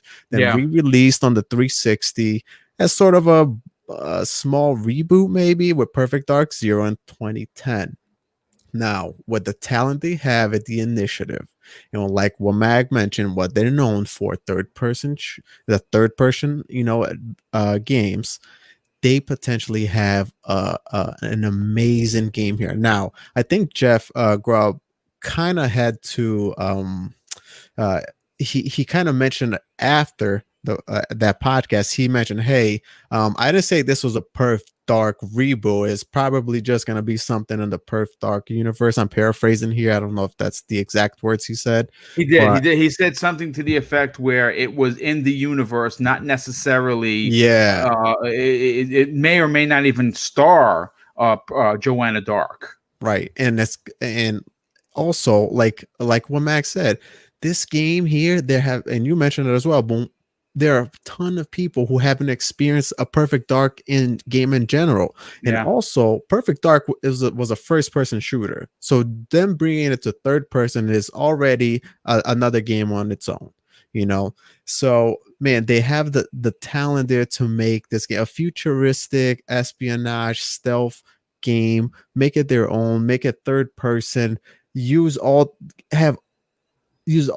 all the bells and whistles, bring this game to light, do it justice. I mean, they're still hiring, so who knows when this game is going to come out. But, man, the potential is here. The potential is here for Microsoft to add another game, another genre to their portfolio. Microsoft already has enough first-person shooters, in my opinion. Bring a stealth Yes. espionage game here, a third person with Perfect Dark, set in that world, futuristic. Man, I can't wait. I hope they do it. I hope we get to see it sometime with maybe 2021, late 2021, so we can see a little glimpse of what they're doing. But man, I'm excited for this. Hopefully they'll do it justice. Yeah, and I believe that team will. Real quick, before I get to Forte, a very good friend of the show, the Ashen Luca, darling. Thanks so much for hanging out. She drops an outstanding $5 super chat. Says, "Yo, boys, hi, boom, bro." Thanks so much for being here, Luca. We really appreciate it. And of course, if you're not checking out, of course, the Scumcast on Saturdays, I don't know what you're doing. So go definitely check that out and sub her channel for sure. Nightwolf 3186 actually drops another $5 super chat and says something interesting. He says, going down speculation road, or at least on this show, going down to speculation town, someone I like hanging out. He says, initiative makes perfect dark universe game where you can create your character and actually work with Joanna Dark.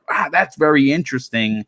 I didn't even consider you maybe potentially making your own character and working for the same agency where you could have interactions with her. Wow, that is really smart thinking. Forte, are you back, sir? Okay, so Forte is not back as of yet. I'm here. Oh, okay. You were on mute. I was talking and then I forgot to unmute. Then I unmuted. Then I came back again, and I was like, "Holy crap! What is really going on here?" Well, that's okay. Listen. This is live television, or should I say radio? So I was gonna say television. My God, maybe one day I'll get syndicated. That would be kind of dope. But Forte, listen. Obviously, the Perfect Dark rumor has been floating around for quite some time. Very, very similar to, of course, the Fable rumor with Playground Game.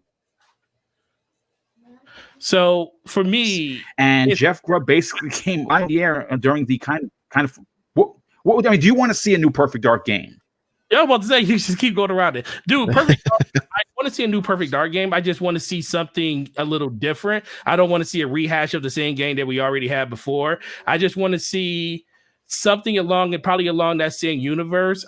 Even if it could be a different type of version of the game, it doesn't have to be exactly first person or third person. It could be stealth based. It could be anything they want it to be.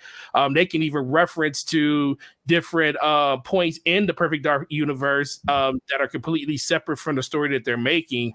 The fact that you got games like Avowed that's going to be coming out that are really based in the Pillars of Eternity universe, but they're not actually telling that story, is something that I think a lot of the studios from Xbox needs to really go forward with. There seems to be a reason why they don't like visiting their old IPs, because they feel like some of the old IPs they have probably don't age as well as a lot of other games that they have. But when it comes to this one, I think if they could just take those existing IPs and make something fresh and new out of them that people haven't experienced before, that would be something really, really cool and amazing. Of course, everybody wants to see new IPs. That's what I would like to see the initiative make, is a brand new IP. But if they are going to do something around Perfect Dark, where I think it is at this point, because it's just like you said with the Fable rumors and stuff, I think they're just going to really just harken back to what the nostalgia of that franchise is, which is bringing us new, interesting, and more fleshed out characters. You may not even play as Joanna Dark in this, which some people might be blasphemy, but guess what? Most of the people that probably play on Xbox today don't even know who Joanna Dark is, because they play the original Perfect Dark, or they didn't play the N64 versions and stuff like that. So this gives them an opportunity to really start something anew when it comes to this franchise. And if they definitely can hit it out the park with this, that just opens it up for other games to really start taking the lore that they have in the games and spinning them off, like they do like with Halo, with Halo Wars and stuff like that, or they do with Gears and everything. So I think this is a really good move.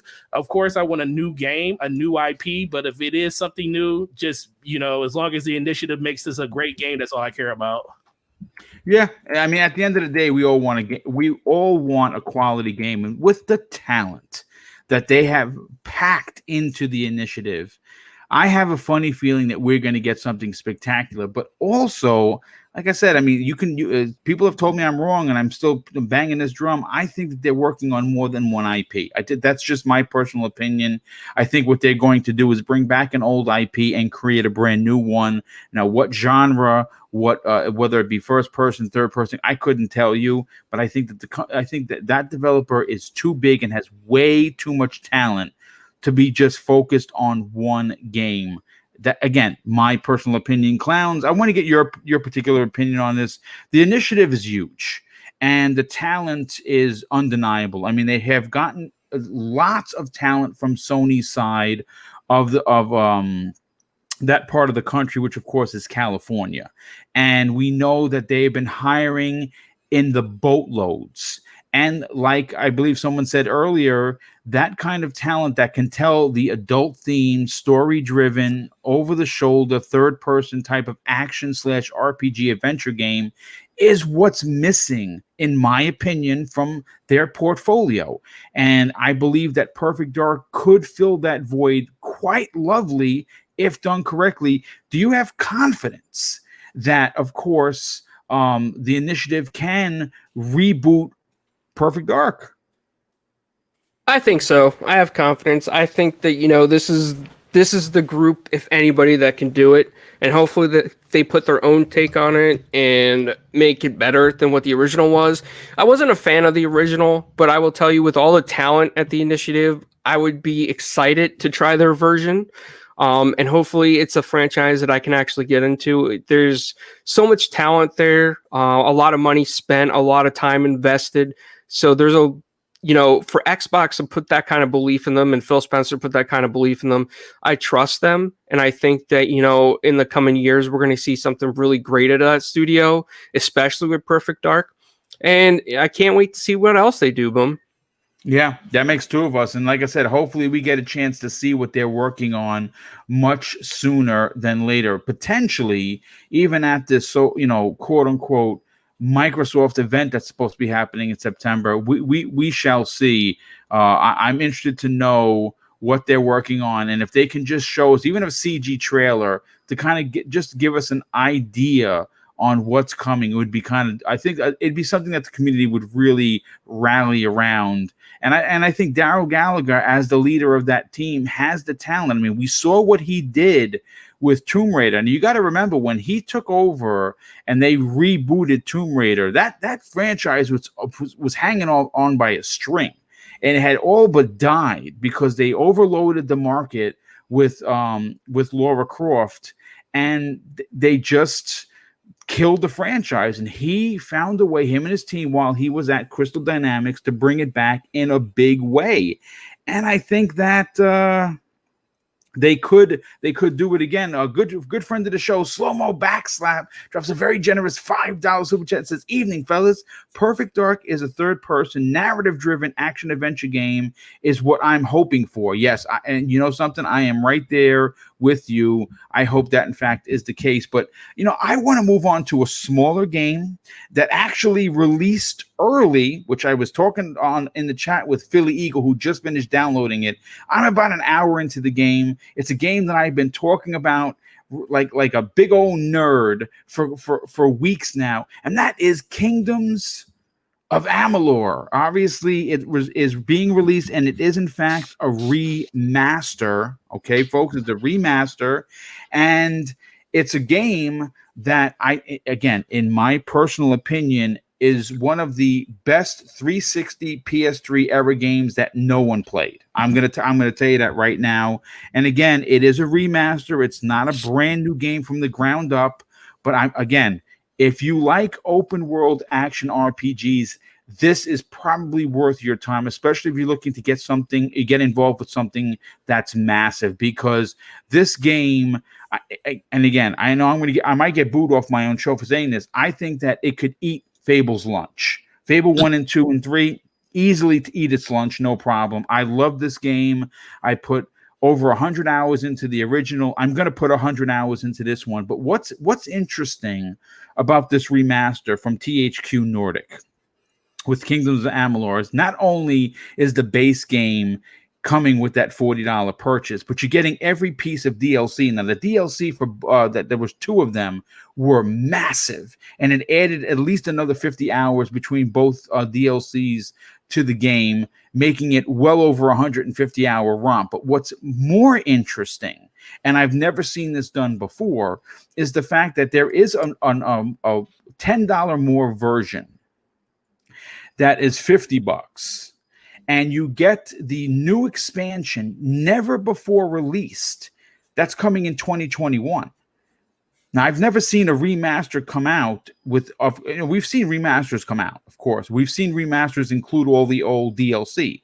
What we've never seen with the remaster is bring new DLC, and that's coming in early. I believe it's February 2021, which is crazy. Now, I mean, look, one of the biggest things with this game is the choice, and the customization is just over the top bonkers. I mean, you can choose different classes, you can choose all types of different armor. The melee combat is second to none. But I think what separates this apart from many action, so-called quote unquote action RPGs, is this seamlessness that comes with the hack and slash magic and using bows and arrows. It's literally a press of the button for each, and you can create combos that are so fluent. You would look like a master. I mean, you can have all thumbs and still look good playing this game. Like I said, I'm an hour into it, maybe a little bit more. As soon as this podcast is done, I am going to stay up at least till 12 o'clock playing this game. I am so excited. It launched early. It's supposed to launch tonight at midnight. Somehow it loaded up and I was playing. I'm thrilled. Again, a lot of people passed on this game. I want to get the opinion of course, the chat and the panel. And I'll start with, of course, middle-aged gamer guy. Now, Mag, you are neck deep into the Avengers. I don't know if you could take on another big game, because that in itself is a big game. I mean, you were asking my opinion and obviously questions about the game, so you don't really know too much about it. Is it a game that you might want to invest, of course, if you are a Fable type fan? Okay, let me get this out of the way first. I wasn't inquiring as much as Boom has been on my back about this game, like a 500-pound gorilla, okay, since June. The pressure's mounting, folks. I think I might fold on this one, okay? I might pull the trigger, but, now, even though, don't get excited now, even though Tony Hawk is an amazing remake, I decided to wait till Black Friday. And I'll wait till Black Friday to pick up the Hawkman, and I'll play it on my Series X, because let's face it, there's no spoilers to worry about. Right. I know what's gonna happen in that game. Like, you know what? Spoiler alert: Tony Hawk does a 360 no comply. Like, we know what he's doing. You know what I'm saying? So, like, whereas Kingdoms of Amalur, there's a story there, and I don't want to miss out on it. You know how gamers are. You said it earlier in the show. We're impatient, and we don't want to be spoiled on stuff. So we always feel like we got to buy something right away, play it, and be like, "Oh, thank God I didn't get spoiled." Last of Us stressed me out for like 3 months when Last of Us 2 came out. Anyways, I don't want to miss out on it. And I've never played the game. Okay. Now this has been by the way, this is a very interesting month. Eh? I mean, I've been calling this 5-week period the remaster renaissance right now, because I mean, what do we got? We just had to Destroy All Humans. We have Tony Hawk right now, Kingdoms of Amalur, Mafia 1 remake, and the rumored master. Dude, I can't wait. Oh, dude, the Mafia 1 remake, that's the one. That's it's already pre-ordered. Yeah, that is the one I'm 100% playing. And of course, the rumored Mass Effect trilogy in October. I mean, that's not confirmed, okay? But I've heard that from more than one person. But you know what? I got news for you. Again, going back to Jeff Grubb, he knows for a fact that it exists. Okay, well, there it is. I mean, I've heard maybe October. But anyways, we'll see what happens. But either way, if I were to pick up just one, I'm still have to go with Mafia first, with Kingdoms of Amalur a very close second, because you know what? Like I said, I'm a sucker for a good story, especially in a game, because essentially, is good, dude. See, and that's the thing, and I've heard that the story is very good. Now you've already said this is this is not a remake. This is an actual remaster, correct? Yeah, it's a remaster. They up-res the graphics. They went in and they touched up the characters. Like, the character faces are really, really well done. It's not a ground up like Resident Evil 2 kind of a remake. All right, let's see now. Here's the okay. So like now it makes me a little bit because I've seen every video they've put out because I've been very interested. So some of the graphics kind of like some of the shots that I saw looked a little 360 PS3-ish. So that's why I'm asking. I mean, just a little prettier. But here's the thing: they're charging 50 Canadian for this, 60 with tax. Okay, so I'm not gonna lie, I'm slightly hesitant at that price tag. If it's an this might be a game that you pick up on Black Friday. This is that's what I'm thinking. So I might do the bundle deal. I'm I'm gonna get Tony Hawk at a decent price, probably $25 on 20 bucks on Black Friday. I could probably pick this up for $20. So for the price of one, I got two games, right? I'll do that on Black Friday. Now, the interesting thing that you did mention also is that it does come if you buy the complete edition. Is that 2021 Fates Worn? Fates Worn, yes. Fates Worn DLC. That's bananas. Yeah. For an almost 10-year-old game? Yes. That's crazy that they're releasing DLC for that. Now, here's the thing, though. Is it going to be the same thing? Is it going to be an up-res, or is it going to be an actual, like, let's say, a next-gen treatment? No, I would imagine it's going to be something new because that DLC never existed. The DLC that comes with it, the old DLC, the two DLC that comes with the $40 edition, those are probably going to look like the game. This, on the other hand, has the potential to look new because it's going to actually be new content. Okay, so that's pretty wild. So this is not really cutting room floor material that they picked up off the ground after 10 years. Brand new stuff, man. Okay, that's fantastic. Now, it's already worked on, but if it doesn't do as well as they hope, see, now, here's the thing. Sorry, my brain is going in 100 different directions thinking about this now. Now, maybe they're doing this on purpose as a springboard or like a testing ground to see how well it does. And if it does do well and the DLC does well and it shows well, this could springboard it into a whole new franchise for them. In the future, they'll be like, you know what, that really worked out. People are gravitating towards it. They like the story. They like the DLC. They like where it's going. And maybe they'll springboard and they'll release a new Kingdoms of Amalur down the road or a sequel or something like that. Yeah. It's quite possible for sure. But like I said in the opening, as long as I've been buying remasters, I don't remember one that brought out brand new content never before to the franchise. And that's what I'm saying. It's very unusual. And I think it's very interesting. And I mean, that really piques my interest now. But I'm going to say that I'm just kind of avidly awaiting to see how this kind of unfolds over the next little while. So maybe I might hold off. Odds are pretty good. I'm not going to hold off. Okay, let's face it. I'm going to be like you with Avengers. I'm going to keep bothering you by putting up clips on Twitter. I know you will. And just like you and Avengers, you're going to fold, baby. I'm going to fold. Oh no, I folded. Listen. I make no qualms about it. I was very public about it, and I blame Jago Coogan for this. By the way, he is solely responsible for pushing me over the edge of madness. Well, by next Thursday, I'll be blaming you for the same thing, most likely. So, anyways, in that vein, I look forward to playing it. Yeah. So I think you're going to be. I think you're going to enjoy it. It's Cybernox. I see you going back and forth with people in the chat, and I could have sworn I seen something you said. It's something you play every year. And now, are we referring to Kingdoms of Amalur, or is this something different?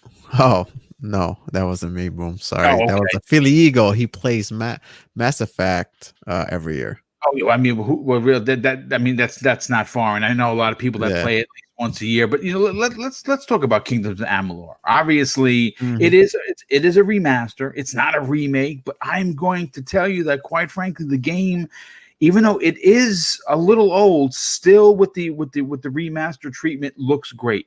But I think that, and again, I'm not making any excuses for it, but I think that a game that is a remaster, if you can get around them, the graphics being, maybe not the Witcher 3 graphics, but the gameplay and the story are so strong. And again, I'm not here to sell the game to anybody. It's $40 if you want to get involved. It's not a lot of money. In fact, as a matter of fact, I paid for it using Microsoft points. How you like them apples? I had enough points saved up, and yes, I paid for it using that. And I'm not sorry about doing that, but the bottom line is that this is a game that when they announced it, first of all, when THQ announced they bought this, I nearly fell out of my freaking chair because I was like, oh my God, it's coming back. And it did. And I'm very excited. And guess what? Avengers, as great as that game is, and I know Clowns, we're going to get to you in a second about that, has been. that might get shelved for a bit until I finish Kingdoms of Amalur because I'm that big of a fan. For you, is it something you might be considering being a big Witcher fan? Oh man, so unfortunately, I fit your statistics. I have never played this game before. Okay. I didn't play it back then. I'm jealous. But the more, yeah, I know. But the more I see it, the more intrigued I become towards this game. Gameplay looks great. The story, I think that's what a lot of people comment on. You know, Dude, the it's story on this so game is good. amazing. And you know, if a game has a good story, you get sucked right in. Like, what do you want me to do? You know, I've looked at some of the videos, I've looked at some of the reviews too. This could be potentially a game I pick up, kind of like what Mag said. I think I might wait on this one a little bit just because I'm playing a couple of other games now. I want to finish those first, then I'll jump on Kingdoms of Amalur. But the game looks good. It's got, to me, I think it's got that World of Warcraft graphic style, you know, kind of style. so, You're yeah, good so point, dude. it looks cool. I mean, it's set on this, you know, fantasy world that looks amazing, you know. And yeah, unfortunately, I wish I could, you know, I could add more to the conversation, but I just have never experienced this game, you know. Well, you know what? Hopefully you take the dive. Again, it's Yeah. not a lot of investment. $40 for a remaster of an older game is honestly not that bad. And I think that if you like The Witcher, if you like that I love World The Witcher, of yeah, Warcraft kind of feel, even and I compare it to Fable a lot. It has a very, very strong draw to Fable, especially in the alchemy, you know, magic aspect of it. And Yeah. what I love about see the one thing that I enjoy about this game is that it doesn't force you as a player to pick one or the other. You can be a character that uses magic, but you can also be a brawler. And it's literally a press of a button. I mean, there's even, and get this, folks, there's even a stealth element where there's a sneaking mode, and you go around and stabbing people in the back, cut people's throats, and there's an animation for it. And during boss fights, there's an even like a slow down mode where you have like you press on to X and you do like this massive. It goes into like a cutscene. You do this massive kill. There is a lot to like about this game, and like I said, if you trust my opinion and you do like Fable, if you're a fan of the Fable from Xbox, Fable, whether that be 1, 2, or 3, I think that this is going to be right up your alley. Right. And I'm interested to know if you get it and what your opinion on is, Cyber. Absolutely. If I do get it, you know, I will 100% let you guys know and give you guys my thoughts on it for sure. Absolutely. Real quick, before Forte, I bring him back into the conversation, I have to thank Sikio Yumi for becoming a channel member. That is freaking awesome.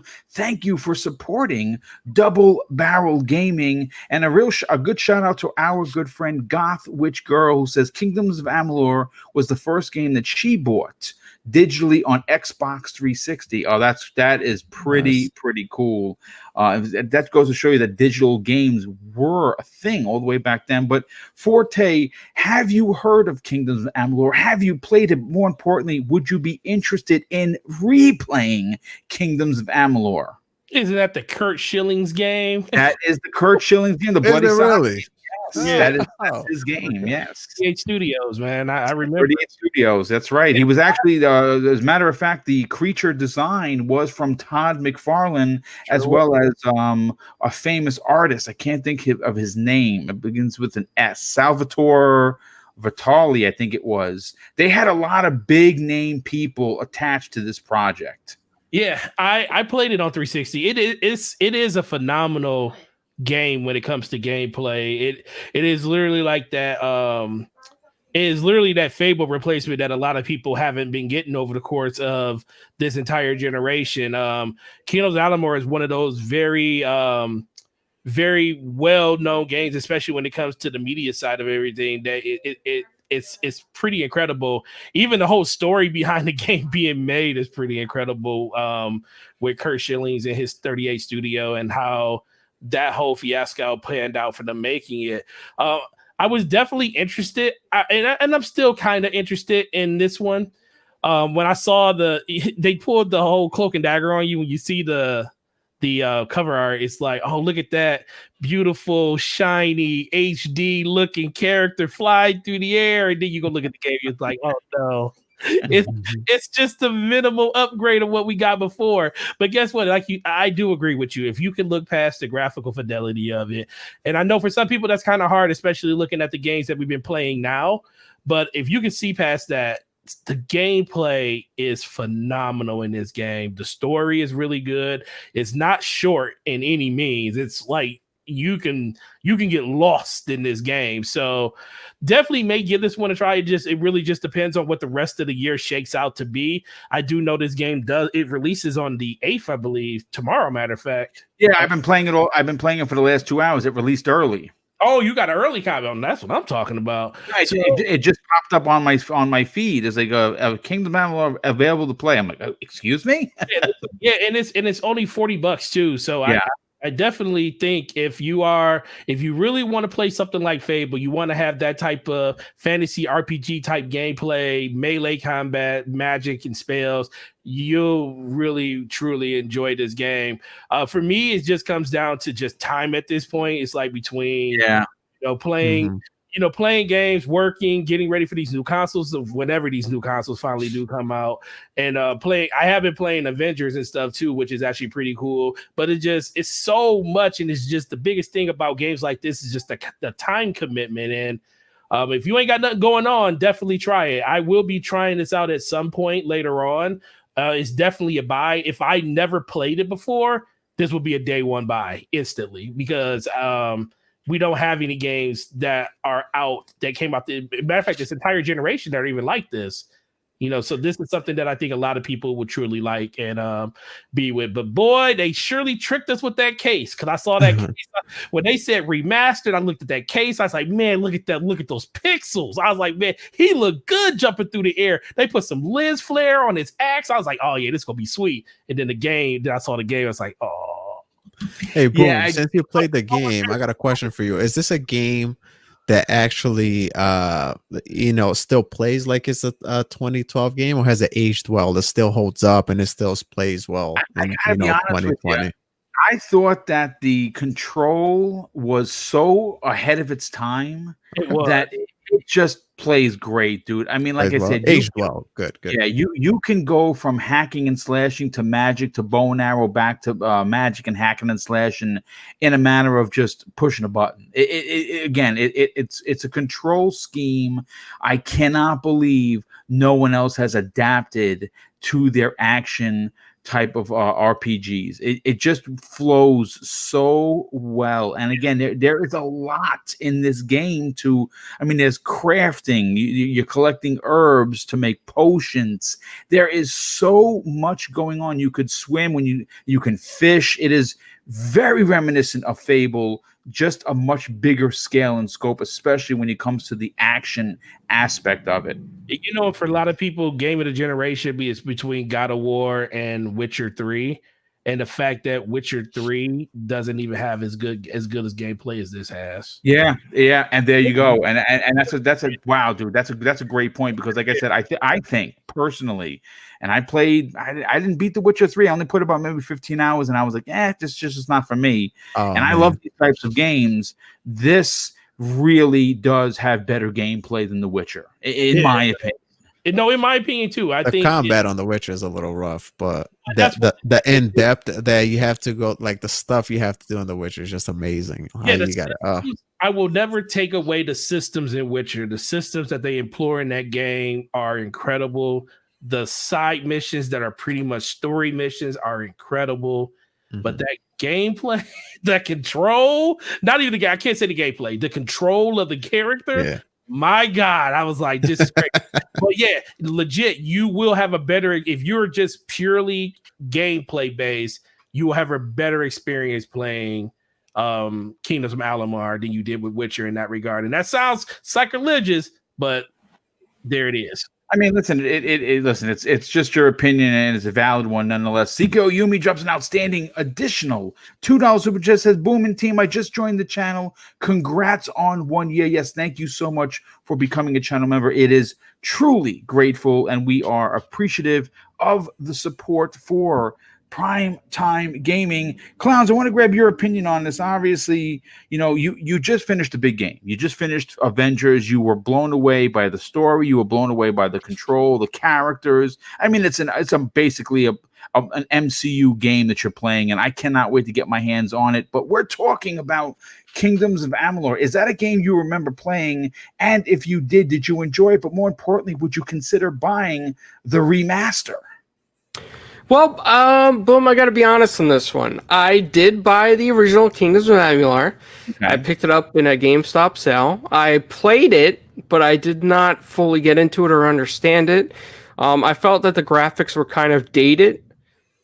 However, with that said, though, I would be willing to check out the remaster and hopefully get into it, because I know it's sort of like RPG-like, if I'm correct, right? Oh yeah, absolutely, dude, and everything. It's basically it was a looter RPG before that was even a thing. Okay, yeah, I mean that's something I could definitely try again. It took me I think 2 or 3 times to get into Skyrim the first time I played it. So I'm sure if I play this again, this could be the type of game I could get into. I like games that take a long time, that are RPG based, and have a lot of those factors in there. So I am excited to check it out again. I don't know if I'd pick it up right away. I might wait for it to go on a holiday sale or Black Friday sale or a used sale, but it's something that I would be eyeing in the future for sure. Yeah, well, I mean, listen, again, it may not be the biggest release of 2020, but if you are looking for a Fable-esque type of game that plays absolutely fantastic, this may be worth your $40. And again, I know that we have new consoles coming out in a couple of months, but this can certainly fill that Fable-type niche that you've been looking for. And again, like I said, look at the videos. Look at what people are reviewing it. Again, it's not going to get Game of the Year 2020 for sure, but I think that it does have enough oomph, in my opinion, to warrant you to potentially purchase it. I'm going to be neck deep into it as soon as this podcast is over. Now, listen, we are at the end of the show, and we were able to get to 4 topics today. Now, I did have one more, and you know what? We'll talk about it, even if we go over a little bit. We do have something coming up. We do have the Ubisoft event coming up on September 10th. And of course, it's the second part of the Ubisoft Forward event that happened earlier, about a couple of weeks ago. And they showed what we expected, right? They showed some Assassin's Creed, they showed some Watch Dogs Legion, they showed a bunch of other games, and there was really nothing there new. Well, at this particular show, we are hearing from someone that is usually correct, even though he's a bit of an a-hole. We're talking about Jason Schreier, formerly of Kotaku, who broke a story while working for Bloomberg where the Prince of Persia remake is going to be announced at this event. And I kind of feel bad for Ubisoft if, in fact, that's true, because it was supposed to be a big surprise.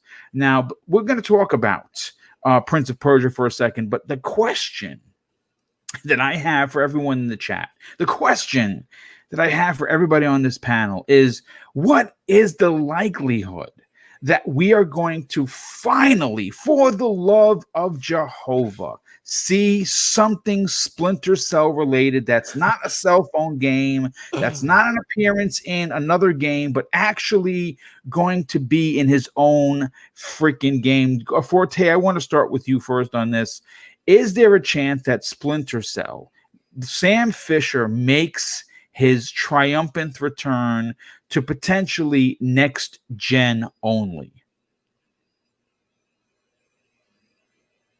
Okay, well, we will come back to Forte in a second. Nope, I'm here. Okay. No, I'm here, man. I'm running back and forth. Tomorrow's the first day of virtual school for the kids, so trying to get them ready. So, what was the question? I didn't hear it. The question is, the Ubisoft Forward event is happening on September 10th. We know that Prince of Persia, the remake or reboot, if you will, is going to be there. That story was broken by Jason Schreier. The question that I have for you is, do they finally show off Sam Fisher, Splinter Cell, coming back in a big way for next gen only? Jesus. What I'm gonna be like Rand at this point.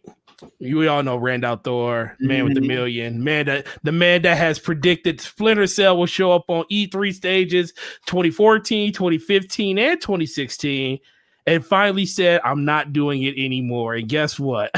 I refuse to bet on them bringing this out because it seems like they are more in line with wanting to bring him out as a character in different games than in his own franchise. I would love to see this happen. Love it. But it was a thing. And I know I talked to multiple people, multiple sources that said they actually seen this game. They actually know people that played this game. This game is absolutely a thing. Now, did it was when caught up in the next gen and they were deciding that the things that we couldn't do in this current gen got pushed to next gen because of the technology that's going to be in these systems? It could be. And I would love to think that was the case because let's be for real. Pandora, one of my favorite ones. Great Chaos one. Theory, I put so much time on OG Xbox playing 2v2 versus Spies. Oh my god. I just look, the games was phenomenal. And even the newest ones, Conviction and everything was Blacklist, Conviction, all of them. Take it what you feel. I just think they were quality games. And then Michael Ironside reprising his role as Sam Fisher would be tremendous.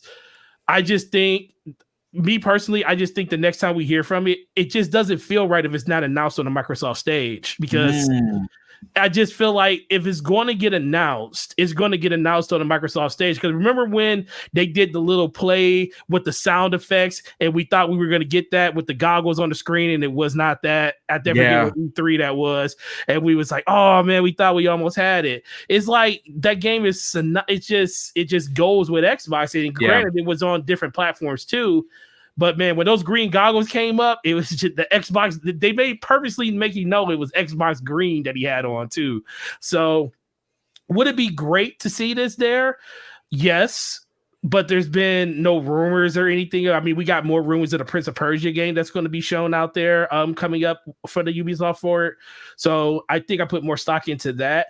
But there is something going on with Sam Fisher for the simple fact that they put him in pretty much every game that they own at this point. He's everywhere. He's going to be in Rainbow Six. Yeah, he's going to be a selectable cartoon-esque character in the mobile game. He's been, of course, part of Ghost Recon twice. Twice. But did they say for Rainbow Six, is he going to be a playable operator? Yeah, he's an operator, yeah. Oh, my God. See, I might have to go play Rainbow Six.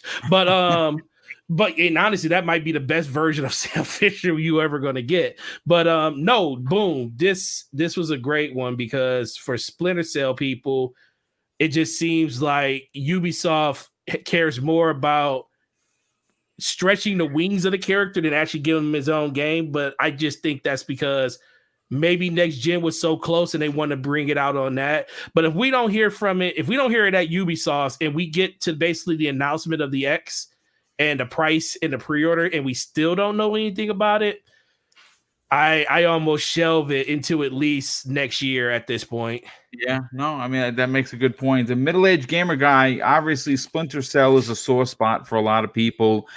And again, we would all love to believe that at this Ubisoft Forward event, that besides Prince of Persia coming back, which is fantastic in itself, and we don't know which one they're remaking. But do you think that we could get some sort of a Splinter Cell announcement, even if they only show the green goggles saying, next gen consoles, and just let the people know that he's coming? Yeah, well, let me just get the Prince of Persia thing out of my system quick because, my God, I've been a huge fan of that game since the very first one on PC. Everybody play that one on the PC with the ridiculous sound effects? Yeah, and the guy with the sword shows up. It's like, and then you jump over the spikes and stuff. Loved that game. Anyways, but Splinter Cell to me was that game. It was that first game to me. I know Metal Gear was out there already, but it was the first game that actually changed my play style forever. it was that first and second Splinter Cell is where I really started to utilize detailed problem solving, patience. I mean, I remember you guys remember that, like, spending like literally hours under a staircase or in a vent, like just working out, like, you know, working out on how to take down the room. You know, it was magnificent. So like that's what grabbed me forever. So, you know, some of those last ones that came out, I didn't actually like some of them as much. Like they got a little bit too action-y for me. There you go. You took the words right in my mouth. They got too action-y. You know, too action-y. And, you know, I played them all, don't get me wrong, but they didn't grab me the same way. With, you know, with the once again prospect or wishful thinking of Splinter Cell returning, that does have my full attention. Now, with this much time passed, though, here's an interesting fork in the road. What do you do if they are doing this? Do you either go full reboot and start over for a whole new generation? Like, let's face it, guys, we haven't seen this since before the Xbox One came out, like the VCR, okay? Or do you do a final send-off for Michael Ironside and just, you know what I'm saying, and have like a one where he rides into the sunset? Like, you see what I'm saying? So like, where do you go? Which way do you go? I mean, that's up to the developers. But I personally, if you were going to ask me, I would say nostalgia would tell me to do a Michael Ironside and send him off into the sunset. But you know what? The businessman in me would say, let it go and just start over. And then at least you can build it from there. That's what I say. I mean, I said it earlier. They aren't really making games for us anymore. I mean, I did say that. I know it's unpopular, but you know, we're just along for the ride. We're just along for the ride, guys. I mean, they're looking at that younger generation of players to start a whole new Splinter Cell franchise, and you move forward from there. Plus, if you start fresh, it makes me feel younger, okay? I'm tired of I don't want to play these old guys anymore, okay? I want to be the young guy, okay? Bunch of old bastard podcasts coming to you live right now. But anyways, speculation. But if they do this, just make it really good, okay? Just make it good. Just like I was saying about Perfect Dark earlier, just make it good. And make it only for the Series X, the PS5, PC only, okay? We've waited 7 years for this. I don't mind playing other things, okay? And when they're ready to do it, I'll be there. Day one. You know, I have to investigate this. Fugly in the chat just is dropping a major bomb. Boom, I just got it too, brother. Okay, Brad Sams just broke the Xbox Series S and its price on his channel. Yep. What? I'm watching it right now. I just got notified from somebody else. And I just hit you, Boom. Okay. Look, folks, here we just say it because I ain't got it pulled up yet. Look, I'm going to say this. I am going to do a live stream tomorrow about this. Show up to the channel about noon. I'll be putting out a thumbnail later on after midnight when I'm going to be watching this. Why can't this break at the beginning of the show? Why at the end? It broke 6 minutes ago. I sent you a message 4 minutes ago, and I said, Boom, I think we got breaking news. Now, I wasn't sure because I'm trying to make sure that Brad Sams isn't pulling anybody's leg, but it looks like he's not pulling anybody's leg. Okay, well... And I just DM'd you a picture of the Series S. Oh, okay. Listen, folks, again, we're already 2 hours into the show. Everyone's going to be talking about this. I'm going to try and put a panel together for tomorrow. I could probably get Zemi for sure.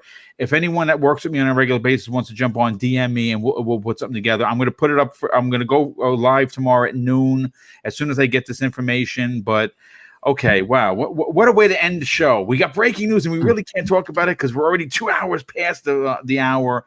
All right, let me be a paraprofessional here and continue. Cybernox, I know that everyone's all caught up in this. Are you wondering whether or not they're going to show anything with Splinter Cell on September 10th, or do you feel that that Sam Fisher, we just may not get a new one? Listen, every time we talk about Splinter Cell, I put myself in that Hawkeye meme, like, don't give me hope. And listen, I look the other way and I extend my hand out the other, like, go ahead, Ubisoft, just take my hand, which is with Noof in the chat. It's a little dangerous thing to do because I look one way and my hand goes the other. And I'm like, go ahead, grab my hand. But, oh man, it would be amazing if we can just get another Splinter Cell game like we were talking about earlier. Microsoft might be sitting on a gold mine here with, this Perfect Dark, making it an action adventure / stealth game. That is a great because point. Yeah. we're missing that genre. A lot of us are missing that genre, and I don't think Ubisoft knows what to do with that franchise because they don't know how to monetize it like every other single one of their games, you know. And it's pissing me off because I want another Splinter Cell. You know, And it's funny you yeah. say that because I don't think anybody here in the chat or anybody on this panel wants an Assassin's Creed Splinter Cell. You know what I'm saying? I think right, yeah. Most of Ubisoft's game have become pretty much one-dimensional. All their games feel like you're playing the same game, kind of, right? But man, another Splinter Cell. Let me tell you something. If they announce another Splinter Cell, I feel bad for whoever's around me because eardrums are gonna get popped. I'm telling you right now. I'm telling you right now. It's been a long time coming. If you hear those goggles come on and then just show up those 3 little green lights on the screen, it's a wrap. It will. I'm telling you, I'm super excited. But you know, we've been saying that we want a Splinter Cell every single year, and nothing has happened yet. So I have predicted Cyber since 2016 forward up until this. Well, we didn't have an E3 this year. And in 2019, when I was at E3, I was like, "Yep, it's going to come up on the screen." So along with Grand Theft, I have been wrong, man. And if it gets announced, I'll be a happy man. But yeah, breaking news, guys. I know we're talking about Ubisoft, but wow. Look at what we got here. Again, folks, get ready because tomorrow we're going to be talking about it at noon. I'm throwing it out there right now. Clowns, let's get to your final opinion so we can get everyone out of here. Do you think it's possible, besides Prince of Persia coming out as a remake, which I think is going to be a big deal? I think we're all excited for Prince of Persia, no doubt about it. Do you think that they might have saved the best for last and we could get some sort of a Splinter Cell announcement for next gen only? You know, like Game of Forte said, and like Rando Thor has recently said, I've given up on the idea of Splinter Cell coming out. Unfortunately, I just don't think their focus is there. I think their focus is more like on Rainbow Six and continuing that. And then, it's just an Assassin's Creed. So I don't know. I mean, I hope in the future when Rainbow Six starts to die down or they start separating into more teams or hire more studios, I hope we do get a Splinter Cell. I think Splinter Cell was an extremely popular series for them, and it's something that put them on the map, and it's something that they definitely should revisit. It has a very strong fan base, and I think it would be extremely well received. Yes. So, I mean, let's hope for a brand new Splinter Cell down the line next gen instead of like just a remaster or remake. You know what? I'm hoping that I don't know if I want to. That's the thing, man. That's another whole dark road. Do we want to continue, Sam Fisher? Do we want to reboot? That's a topic for another day for sure. But this has been a great 2 hours. We have breaking news at the end. Yes, Brad Sams just broke the absolute biggest bomb of 2020. The Series S, we know what it looks like, and it's $300. I think Sony might be in a little bit of trouble if Microsoft could mass produce this one. I can guarantee you that this will sell more than even the Series X at that price, considering that its only difference is going to be coming at, well, I believe, what is it? The GPU is going to different. Different. Yeah, GPU. I want to see the specs on this thing. Yeah, That's I cannot wait. But listen, let me catch up on some of the super chats before we get everyone out of here on this anniversary edition of the Primetime Gaming. Black Eye Dog drops another $5 super chat and says, trying KOA for the second time. Graphics are not great, but the frame rate is much improved. Yeah, that I agree. I think the character models are definitely touched up. Black Eye Dog drops another $2 super chat and says, Chaos Theory remake, please. Oh, I'll take a Splinter Cell 1 remake at this point. Nightwolf 3186 drops an outstanding $5 super chat. Ironside is getting older by the day, and the game will be just him talking in your ear if you create a character like Bruce in Batman Beyond. Oh, that would be kind of dope. That's not a bad idea. Gamer by Choice drops an outstanding $5 super chat. Says the first time Clancy games like Rainbow Six and Ghost Recon and Splinter Cell were the best games in the series I've ever played. Jane's Combat Simulator next. And I believe, okay, so now we're all caught up, folks. Listen, Obviously, I want to thank everybody for being here. We had over 350 people here. The 5 winners will be announced momentarily. I have to get everyone's information into the picker and then pick the winners. And I'm going to post it on Twitter probably in the next hour or so, and I'm going to be notifying the winners. We have 4 $25 gift cards that Mrs. Boomstick and I donated to your choice of whether Xbox Live, PSN, or Nintendo eShop. And also thanks to Kay Asante, who donated the Xbox version of Resident Evil 3 and its multiplayer. You, the 5th winner, will get that, and I'll DM that code to you immediately. Of course, I want to thank everyone for tuning in. I want to thank everybody for the generous donations through Super Chat that continue to blow me away. So thank you so much for that. And of course, I want to thank my panel for being here, because obviously without a panel, you can't have a podcast. So let's get into the outros and get everyone out of here so we can all go peruse Brad Sam's exploding channel. And we're going to start with Gaming Forte. Gaming Forte, obviously, the cat's out of the bag. And obviously, we're going to be talking about this potentially tomorrow. If anyone wants to jump on, just hit me up in a DM and we'll do a 12 o'clock stream regarding this big announcement. But for you, your channel has really exploded. And did you hit the 2,000 mark as of yet? Oh, we're at 1,920. Holy, okay, folks, listen.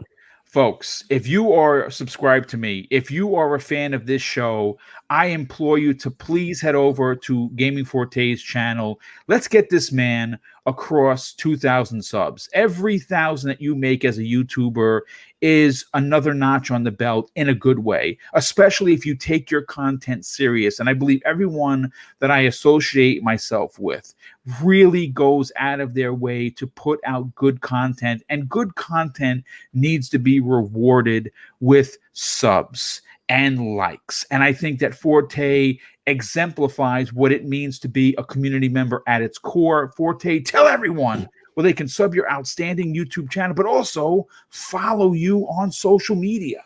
Yeah, man. First of all, amazing show. Apologies for not being. Oh, stop it! No apologies. Well, it's like kids. my kids sit up in this mud. Like, I'm like, man, this is what happens when you let your kids run the rain for a whole summer, and then you expect them to change on a dime the night before school. It's not gonna happen. It ain't gonna happen. It ain't gonna happen too good. But yeah, man, this was a great show, man.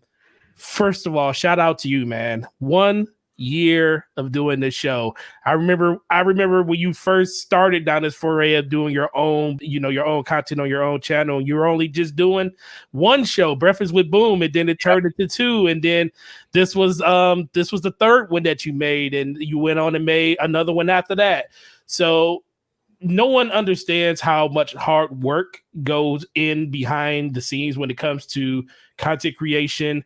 And even for you, man, you make your own videos sometimes, but then just getting all of these content creators together in one place, getting them under the roof to be able to talk about Xbox or whatever else we want to talk about.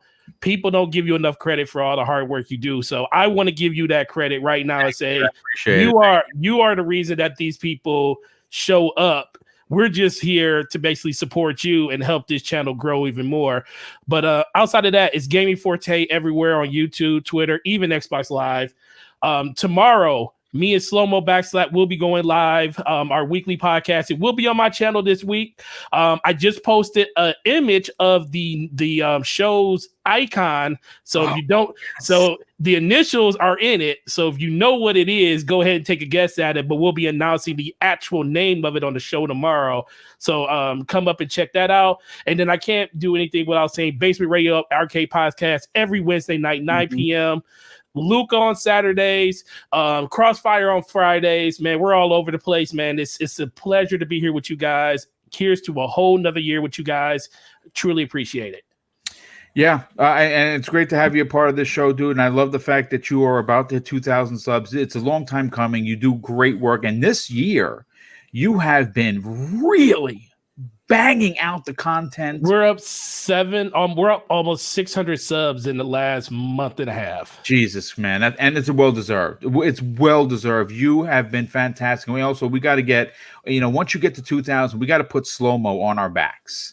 and we got to. Oh yeah, we're gonna get Slumbo to 1,000. He gonna get there. To 1,000. He is definitely another content creator that was on Breakfast with Boom on Friday, and he is his opinions are real. His channel is real. He goes out of his way. He works real hard at it. And again, if I can help, and again, I don't have a big voice in this community, but if you trust me as a content creator, sub these two men. And tell them that Boom sent you, because I think you're going to really dig what they're selling, and I think their content is worth your time. Speaking of worth your time and content, Cybernox, your son just turned 1 year, which might make it a little bit easier, but not much, to start putting out content. But you have been adding some fuel to the flame, so to speak, and you've been dropping recent content that I think more people need to check out, not only on this show, but your own channel. Tell everyone where they can follow you on social media, but more importantly, check out your outstanding and growing YouTube channel. Yeah, I appreciate that, Boom. Like I said in the beginning of the show, and what Forte just alluded to, you're great, man. I always going to be grateful and thankful to you giving me this opportunity, and I'll always be here whenever I can, to whenever you need, man. I really appreciate what you did for me. Dude, it's literally the least I can do. Always grateful, man. Thank you so much. Awesome chat. 1 year has been here. Hopefully we'll have a lot more years to come. Cybernox everywhere, guys. It's, on Twitter, that's where I'm mostly active. I've been trying to put out a little bit more content on my YouTube channel. The last one I did was me and Mag talking about the Batman trailer. So if you want to check that out, go ahead and just go to my channel at Cybernox as well. But yeah, I know everybody wants to get out of here and is excited to, watch this YouTube breaking news story on the Xbox Series S. So yeah, appreciate the show. I know I love being here with my brethren. So yeah, guys, next week, can't wait.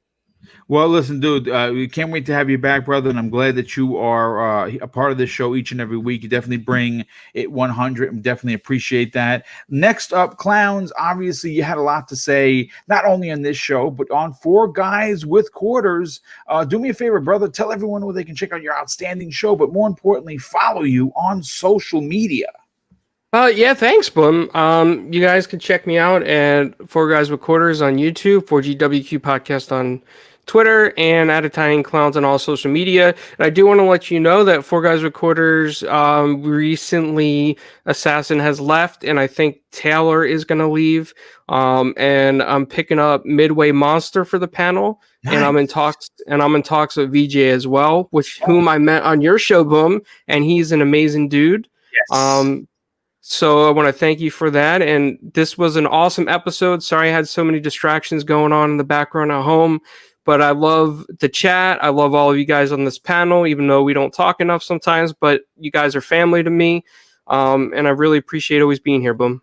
Well, it's great to have you on, dude, and I think you have a lot to say, and I think the community really digs what you are bringing to the table, not only on this show, but your own show as well, and it's great to bring in Midway Monster as well as VJ. VJ is a seasoned veteran in the industry, and I think he's going to bring a lot of interesting stories and information to that show. And last, and in no way least, we know him as the Mag. I know him as a very good friend. Mag, you have been newly added to this panel, and you've been completely dropping bombs yourself every time you're on with your outstanding opinion. Do me a favor, brother. Tell everyone where they can follow you on social media, but more importantly, maybe hit you up with a message or two on Xbox Live.